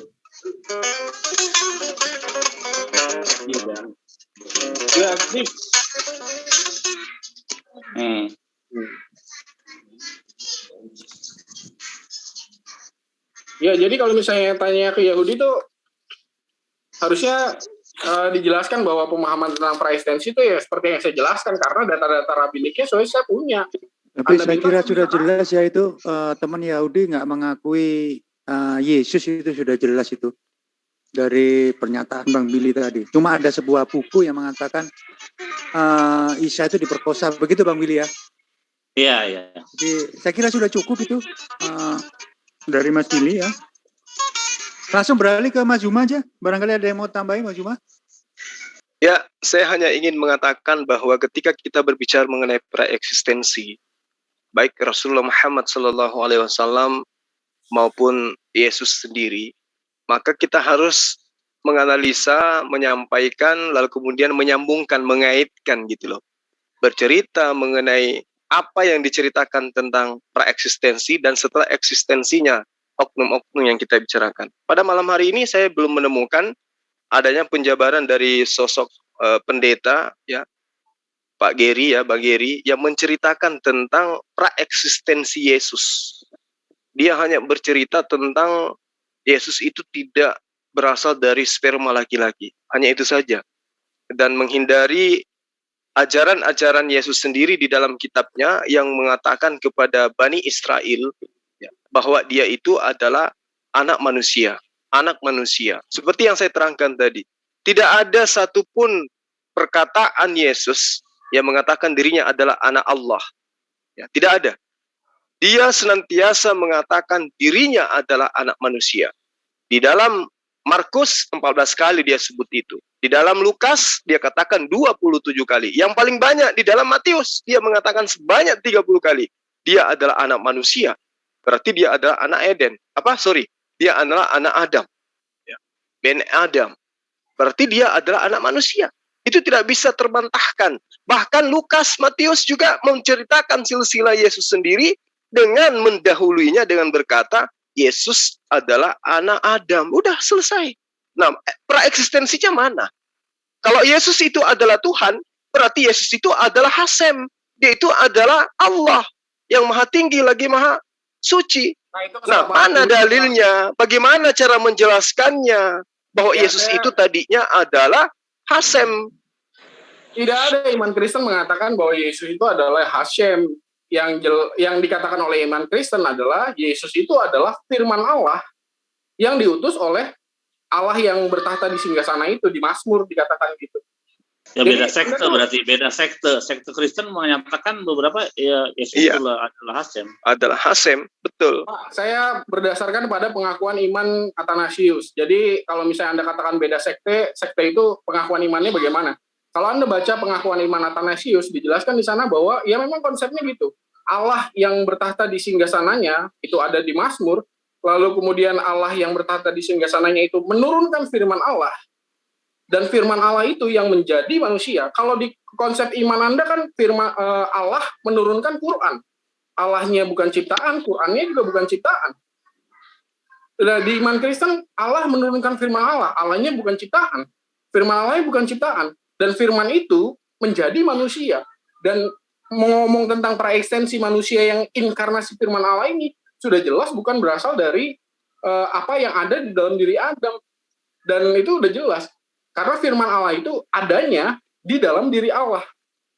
Makanya tadi saya di awal kan mendasarkannya dengan sewaktu segala sesuatunya belum ada dan hanya ada Allah saja. Di mana keberadaan firman Allah, iman Kristen jawabnya ada di dalam diri Allah. Makanya kalau misalnya dibilang iman Kristen itu Tuhannya ada tiga Allah. Oh iya, bagaimana? Sewaktu segala sesuatu belum ada, Allah satu. Tetapi dari Allah yang satu itu, Allah menurunkan firman-Nya, dan firman-Nya ini selalu sehakikat dengan Allah, bukan ciptaan. Dan sekarang saya tanya, firman itu apa menurut Anda? Mengulang lagi kan? Saya udah jelaskan. Anda tidak menjelaskan firman itu apa gitu. Anda hanya mengatakan firman turun menjadi manusia. Itu firman itu apa sih sebenarnya? Salah satu definisi firman di dalam Alkitab dijelaskan bahwa firman itu adalah roh, ruah. Ayatnya Yesaya 11 ayat 4 dan ada 2 ayat lain lagi. Dan kalau misalnya melihat di dalam pemahaman iman Anda, coba Anda lihatlah surat 42 ayat 52, 40 ayat 15, 16 ayat 2. Ruh di situ menunjuk pada apa? Kalau di dalam Al-Quran jelas, itu tergantung konteks daripada ayatnya. Kalau An-Nahl bercerita tentang wahyu, ya, spirit, itu adalah roh. Dan begitu juga dalam surah Asy-Syura ayat 52. Kalau di dalam surah Al-Qadar ayat 4 bercerita tentang makhluk langit atau malaikat, ya, makhluk suci. An-Naba ayat 38 juga demikian. Nah, kalau berbicara mengenai Ruhul Qudus, itu bercerita mengenai tentang pengantar wahyu, malaikat Jibril atau Gabriel dalam surah Al-Mu'minun ayat 15. Lalu kemudian dalam surah As-Sad 72, Al-Hajr ayat 29, As-Sajdah ayat 9, ruh itu adalah bisa diartikan sebagai makhluk yang diberikan pada ciptaan Allah berupa manusia sehingga manusia itu bisa hidup. Nah, di dalam Al-Mujadilah ayat 22 kalau saya tidak salah ingat, itu sebagai semangat atau kekuatan dari Allah, itu juga adalah roh. Jadi konteks dalam Al-Quran itu tidak seperti betul. Anda, Asem itu betul. Adalah roh. Ini Pak. Sehingga Anda tidak akan bisa membedakan mana iblis, mana Tuhan Anda, karena sama-sama roh. Itu loh. Nah, sekarang kalau Anda mengatakan firman itu adalah roh, Yesus itu bukan hanya roh, dagingnya mau Anda kemanakan? Sebentar, kita sepakat dulu bahwa konsepnya tentang turunnya firman Allah, baik di iman Anda maupun iman saya adalah Allah yang bertahta di singgasananya menurunkan firman Allah. Hakikat Allah bukan ciptaan, firman Allah hakikatnya juga bukan ciptaan. Bukan firmannya yang diturunkan kalau dalam ajaran agama Islam. Yang diturunkan itu adalah ciptaannya yang mengantar keinginan Allah. Keinginan Allah itu disebut kehendaknya. Kehendak itulah kemudian disebut dengan firman. Jadi Al-Quran itu bisa sebagai firman majas, bisa sebagai firman nafsi. Apa itu firman majas? Ketika yang Anda ceritakan itu adalah kertasnya, tintanya, bukunya. Tapi firman nafsi ketika Anda berbicara mengenai isi di dalam Al-Quran itu berasal dari keinginan, kehendak, ketentuan Allah. Sama seperti Anda. Keinginan Anda dan ide Anda itu tidak terpisah dengan Anda. Tapi ketika keinginan Anda, ide Anda tuangkan di dalam sebuah kertas, maka ide Anda itu sudah ada dalam kertas, tapi kertas itu bukan Anda. Itulah Al-Quran. Ya, itu Anda harus pahami. Sekarang gini. Allah, di akidah Anda ya, di pemahaman iman Anda, Allah kan menurunkan Quran. Jibril membawa Quran. Quran yang dibawa Jibril ini ciptaan. Ya, kalau sudah dituangkan di dalam sebuah buku, itu bukunya ciptaan. Belum dituangkan, baru dibawa oleh Jibril. Nah, itu bukan ciptaan, tapi kehendak. Kehendak Allah itu bukan ciptaan. Jangan bilang kehendak Allah. Jibril membawanya Quran, Pak. Ya, bukan Quran yang dibawa sama Jibril. Yang disampaikan Jibril itu adalah kehendak Allah. Itulah yang disebut wahyu. Lalu nuzul Quran itu bagaimana, Pak? Nuzul Quran itu adalah inti ajarannya. Nuzul Quran maksudnya pertama kali wahyu daripada muatan Al-Quran itu disampaikan oleh malaikat Jibril kepada Rasulullah Muhammad SAW. Bukan Al-Quran yang satu buku itu dibawa, bukan. Ya memang bukan, karena pemahamannya nggak kayak gitu. Tetapi terus Allah menurunkan firman Allah, dan firman Allah di iman Anda itu adalah Quran, dan Quran bukan makhluk, bukan ciptaan. Coba Anda lihatlah surat 42 ayat 52. Dan demikianlah kami wahyukan kepadamu apa di situ? Ruh di situ apa? Al-Quran, wahyu. Lalu ruh di situ ciptaan. Wahyunya bukan ciptaan. Ruhnya, bahasa Arabnya kan ruh. Iya, ruh yang dimaksud itu adalah wahyu. Bukan roh yang seperti Anda maksud dalam tubuh Anda, bukan. Demikianlah kami wahyukan kepadamu, ya, Al-Quran dengan perintah kami. Sebelumnya kamu tidaklah mengetahui apakah Alkitab, apakah Al-Quran, dan tidak pula mengetahui apakah iman itu. Tetapi kami menjadikan Al-Quran itu sebagai cahaya yang kami tunjuki dengan dia, siapa yang kami kehendaki di antara hamba-hamba kami. Dan sesungguhnya kamu benar-benar memberi petunjuk kepada jalan yang lurus. Iya, yang saya tanya adalah, ruh di situ kan Quran, menunjuk pada Quran. Artinya di situ bukan ciptaan. Atau Anda Iya, emang benar. Ya iya, makanya saya bilang bahwa di dalam Alkitab pun firman Allah itu ada pemahaman tentang firman Allah adalah ruh. Anda boleh lihatlah Yesaya 11 ayat 4. Itu Yesaya 11 ayat 4 itu tentang mesianik.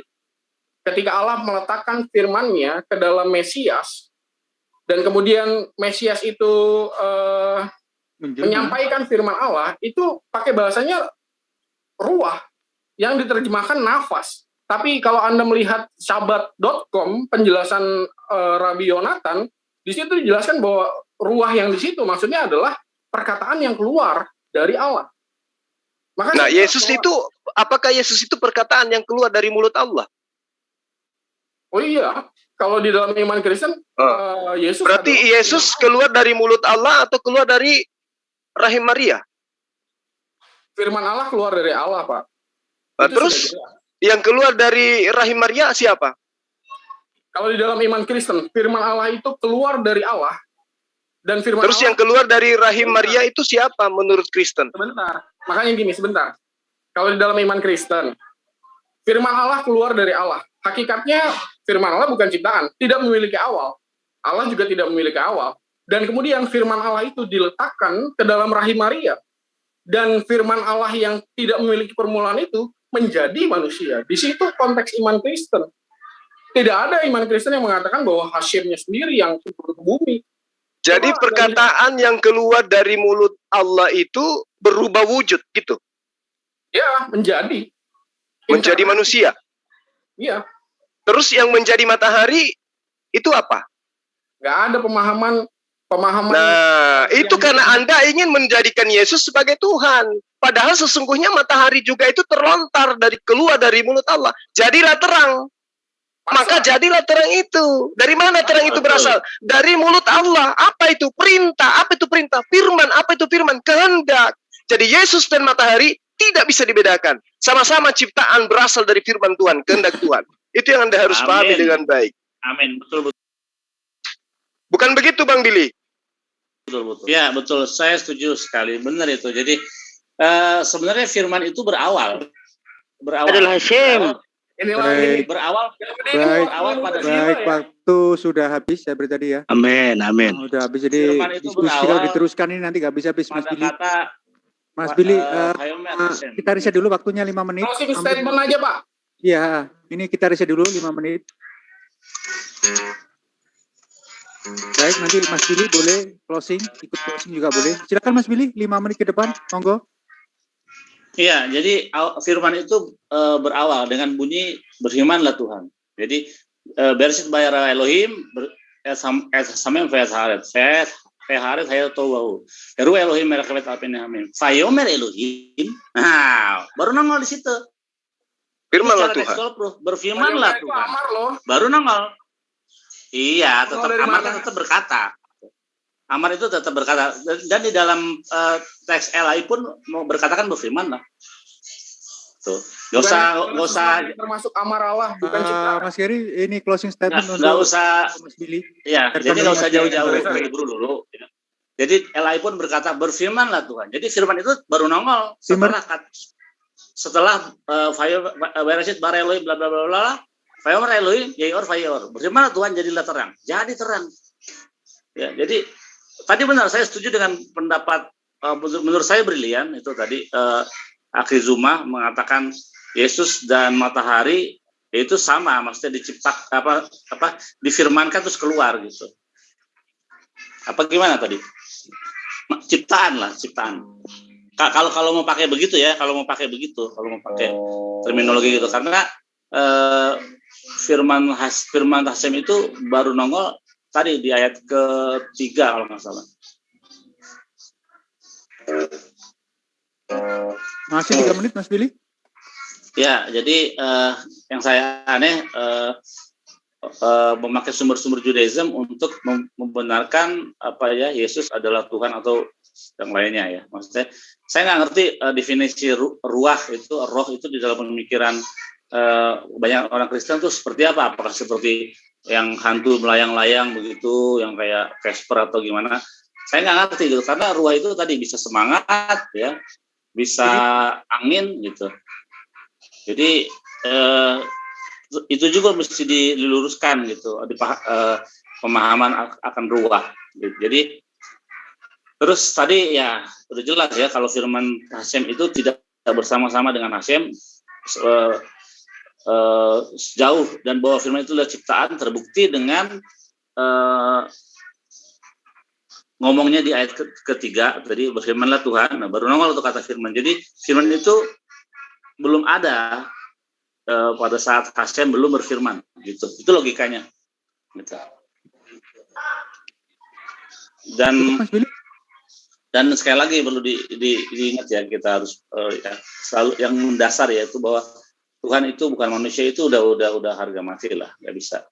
Kalau Yesus itu mau dianggap sebagai penasehat yang menasihati, yang memberikan nasihat ya, sama seperti tokoh-tokoh agama lainnya yang mempunyai nasihat yang baik ya, Aristoteles dengan nasihat yang baik sebelum Yesus, terus Plato juga dengan nasihat-nasihatnya yang baik, dan juga ada Buddha dengan nasihat yang baik, Krishna dengan nasihat yang baik, nggak apa-apa.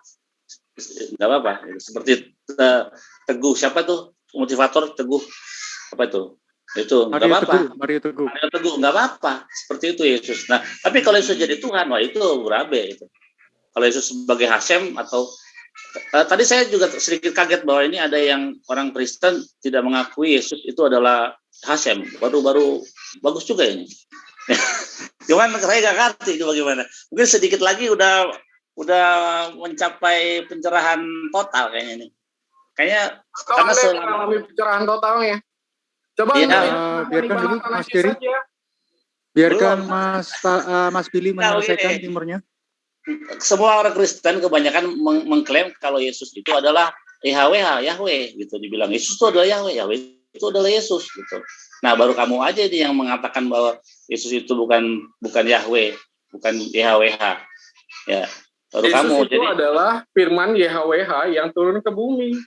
Mas Giri, ini sesi closing, jadi nanti dibantahnya setelah ada waktunya. Tapi itu tidak ada di dalam sumber Judaism. Dan kamu pakai Talmud sebagai macam Talmud, semua kamu pakai sumber-sumber Yahudi, tidak ada yang membenarkan Yesus itu adalah firman yang menjadi manusia, tidak ada.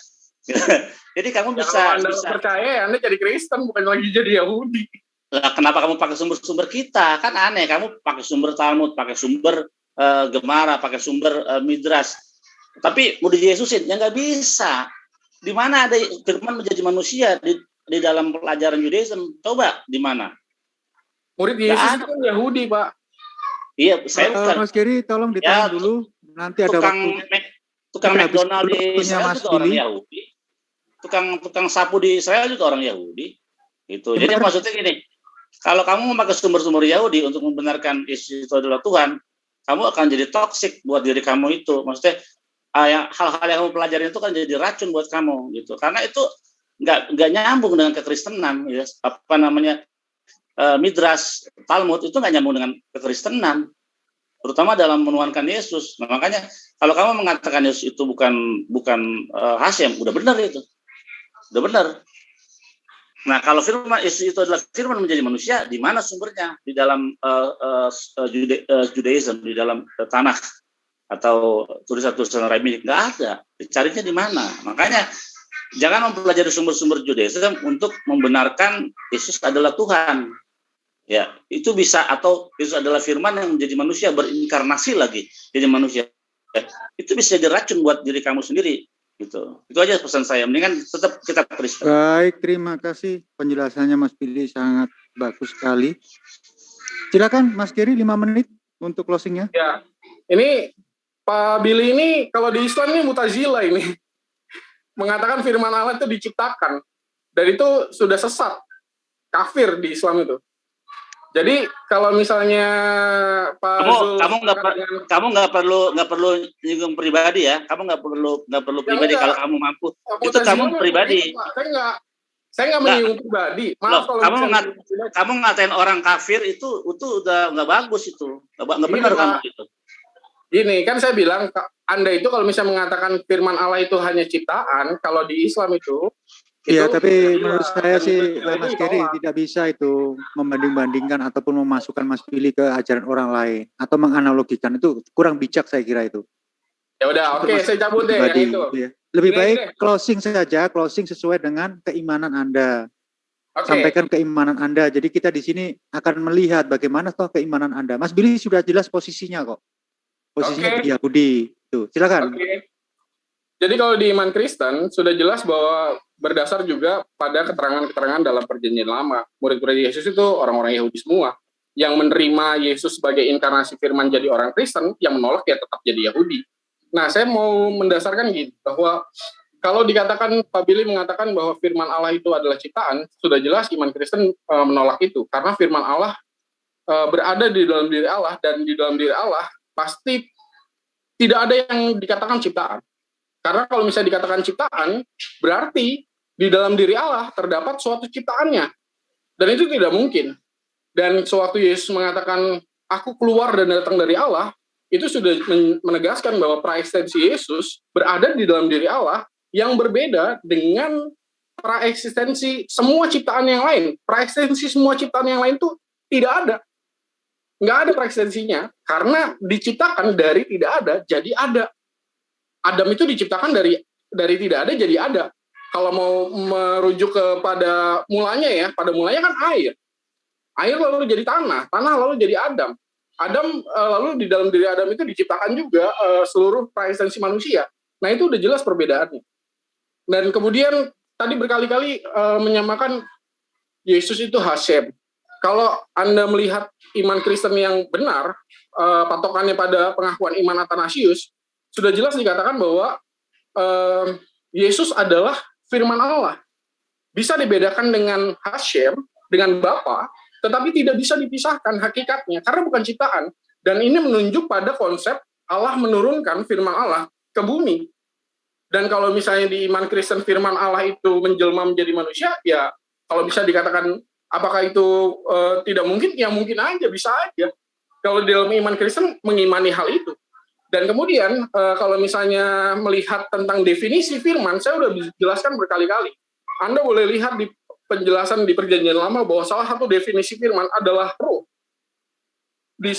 Di Mazmur 33 ayat 6, Yesaya 34 ayat 16, dan yang paling kelihatan adalah Yesaya 11 ayat 4, karena di situ ada penjelasan Rabi Yonatan yang mengatakan bahwa ruah di situ yang diterjemahkan oleh LAI menjadi nafas itu adalah perkataan.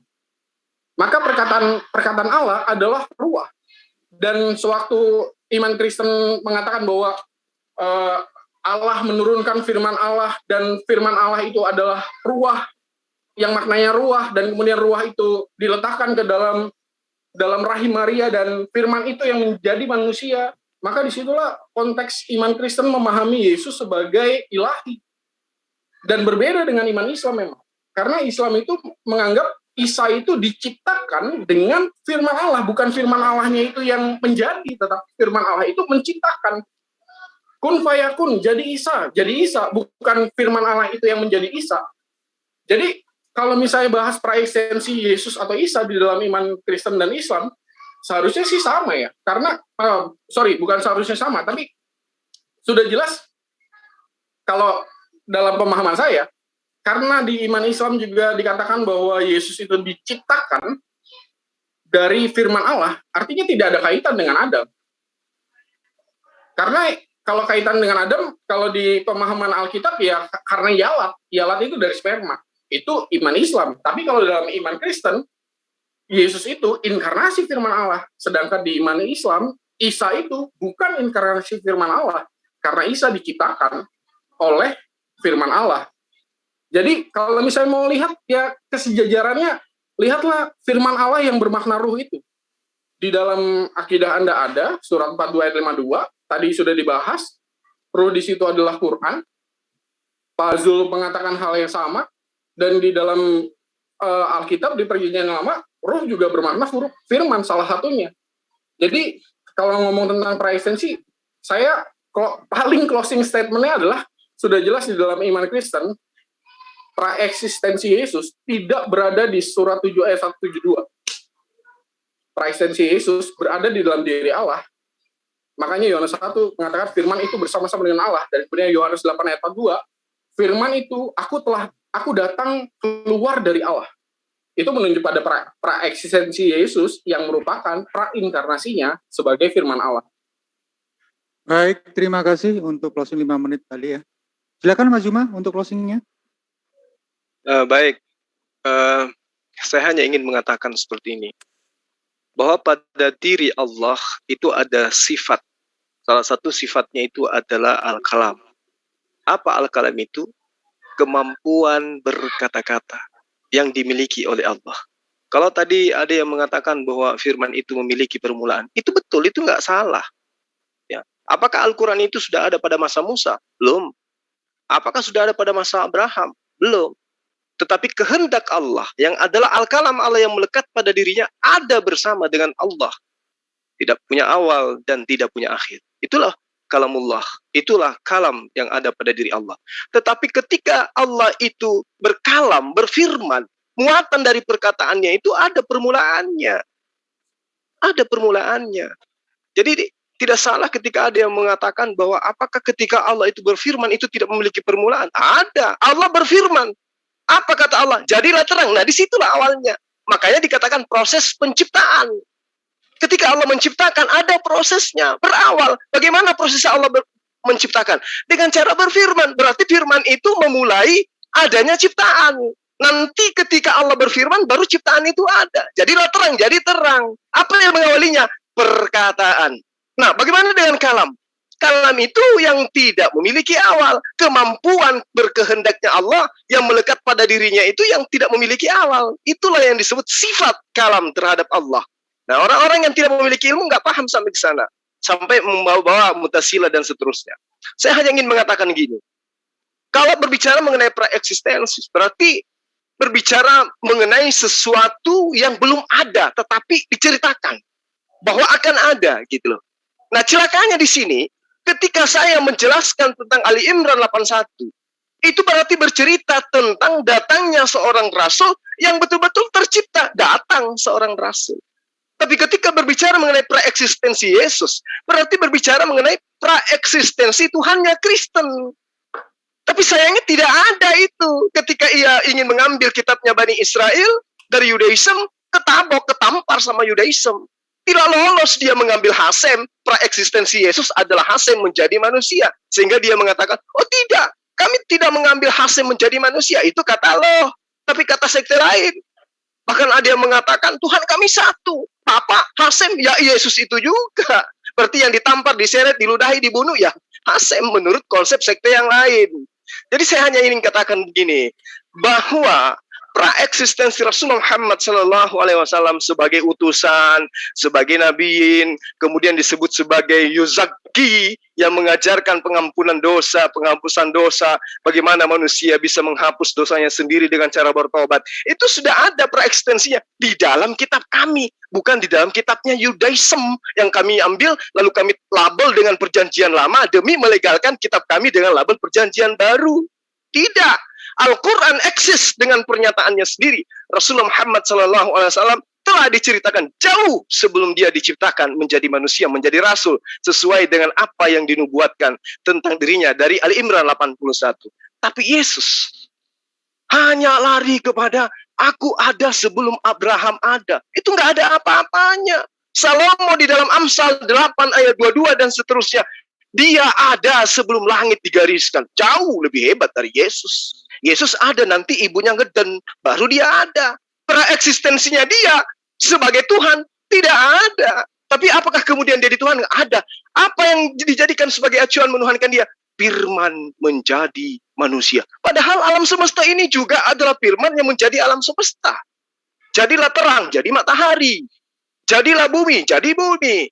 Jadilah ikan, jadi ikan. Nah, apakah kemudian ketika Allah mengatakan, jadilah ikan, maka Allah itu menjadi ikan?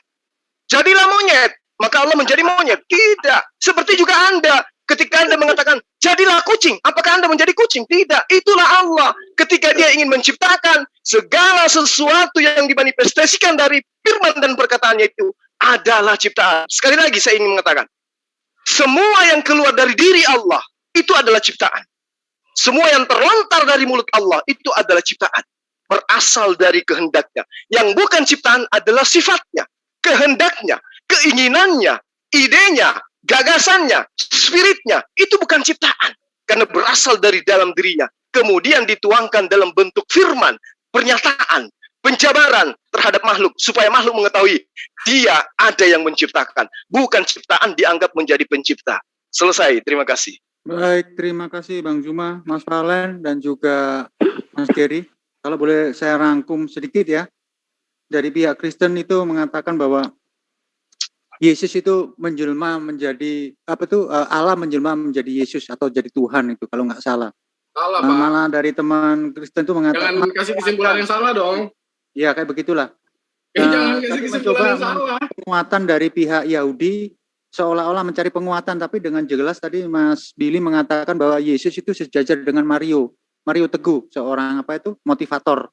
Di Islam, Mas Juma dengan semua argumennya tadi, saya lihat di sana itu Isa atau Yesus itu sebagai utusan. Itu aja lah kesimpulan saya. Jadi di sini ada lintas agama, yang satu Kristen, dua Islam, tiganya Yahudi. Itu sama dari Islam dan Yahudi mengatakan itu bukan Tuhan, tapi di sana di Kristen dengan jelas dan berapi-api menyatakan Yesus itu Allah.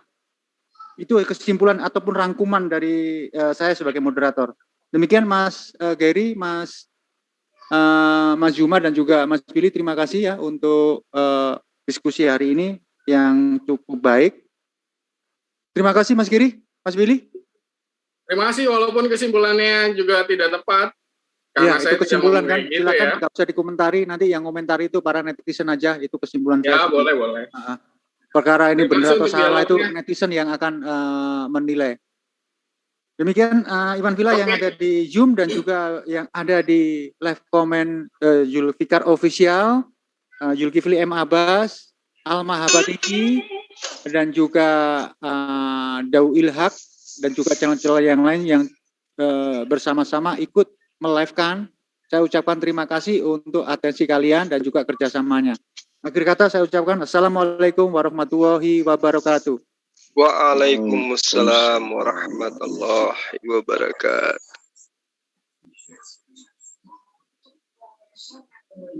Baik Mas Giri, barangkali tadi ada kesalahan saya waktu saya memoderatori, salah kata ataupun salah ucap, saya minta maaf Mas Giri dan juga Mas Billy. Mas Juma. Ya.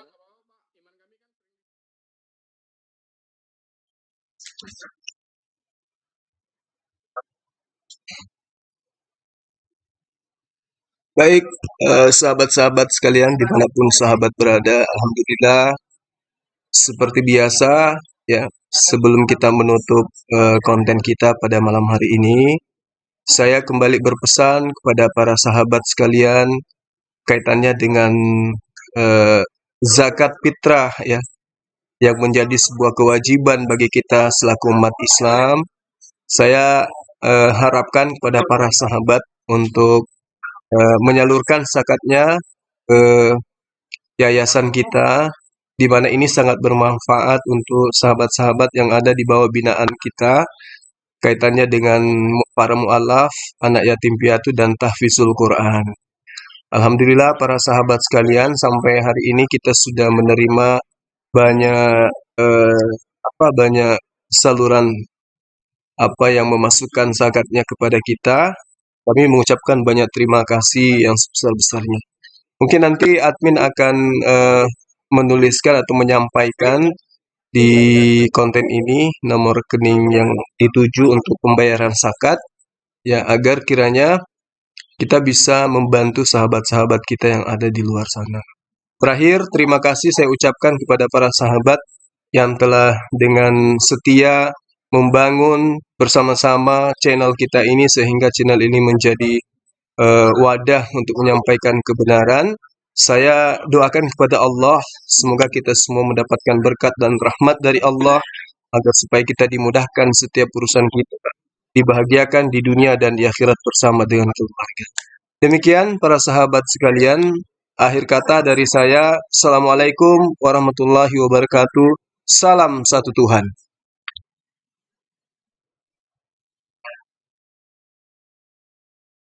Di NIV itu ada tanda kurung, kayaknya nggak ada only begotten di situ. Ada juga di teks aslinya monogenes.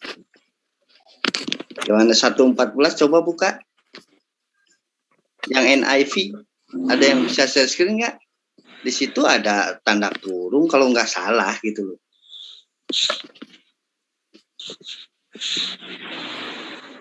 Berapa? Yohanes 1 ayat 14. Tapi versi NIV, Aduh, salah. Ini ada yang masih live ini. Bisa Mas Ade geser ke room diskusi dengan Mas Gary atau siapapun itu ya. Mas Jose kalau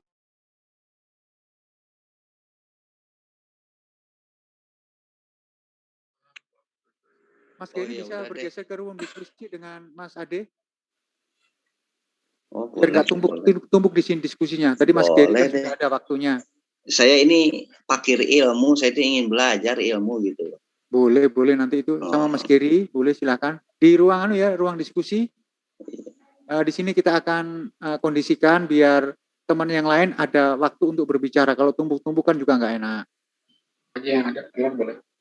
Mas Yose, silakan mau berdiskusi. Apa yang mau didiskusikan? Di sini ada teman Muslim, ada juga teman dari Yahudi. Monggo. Ini di sini atau di room yang berbeda? Di room diskusi, Mas. Tadi ada, ntar saya cek dulu ya. Biar di sini ada diskusi yang berjalan masing-masing gitu.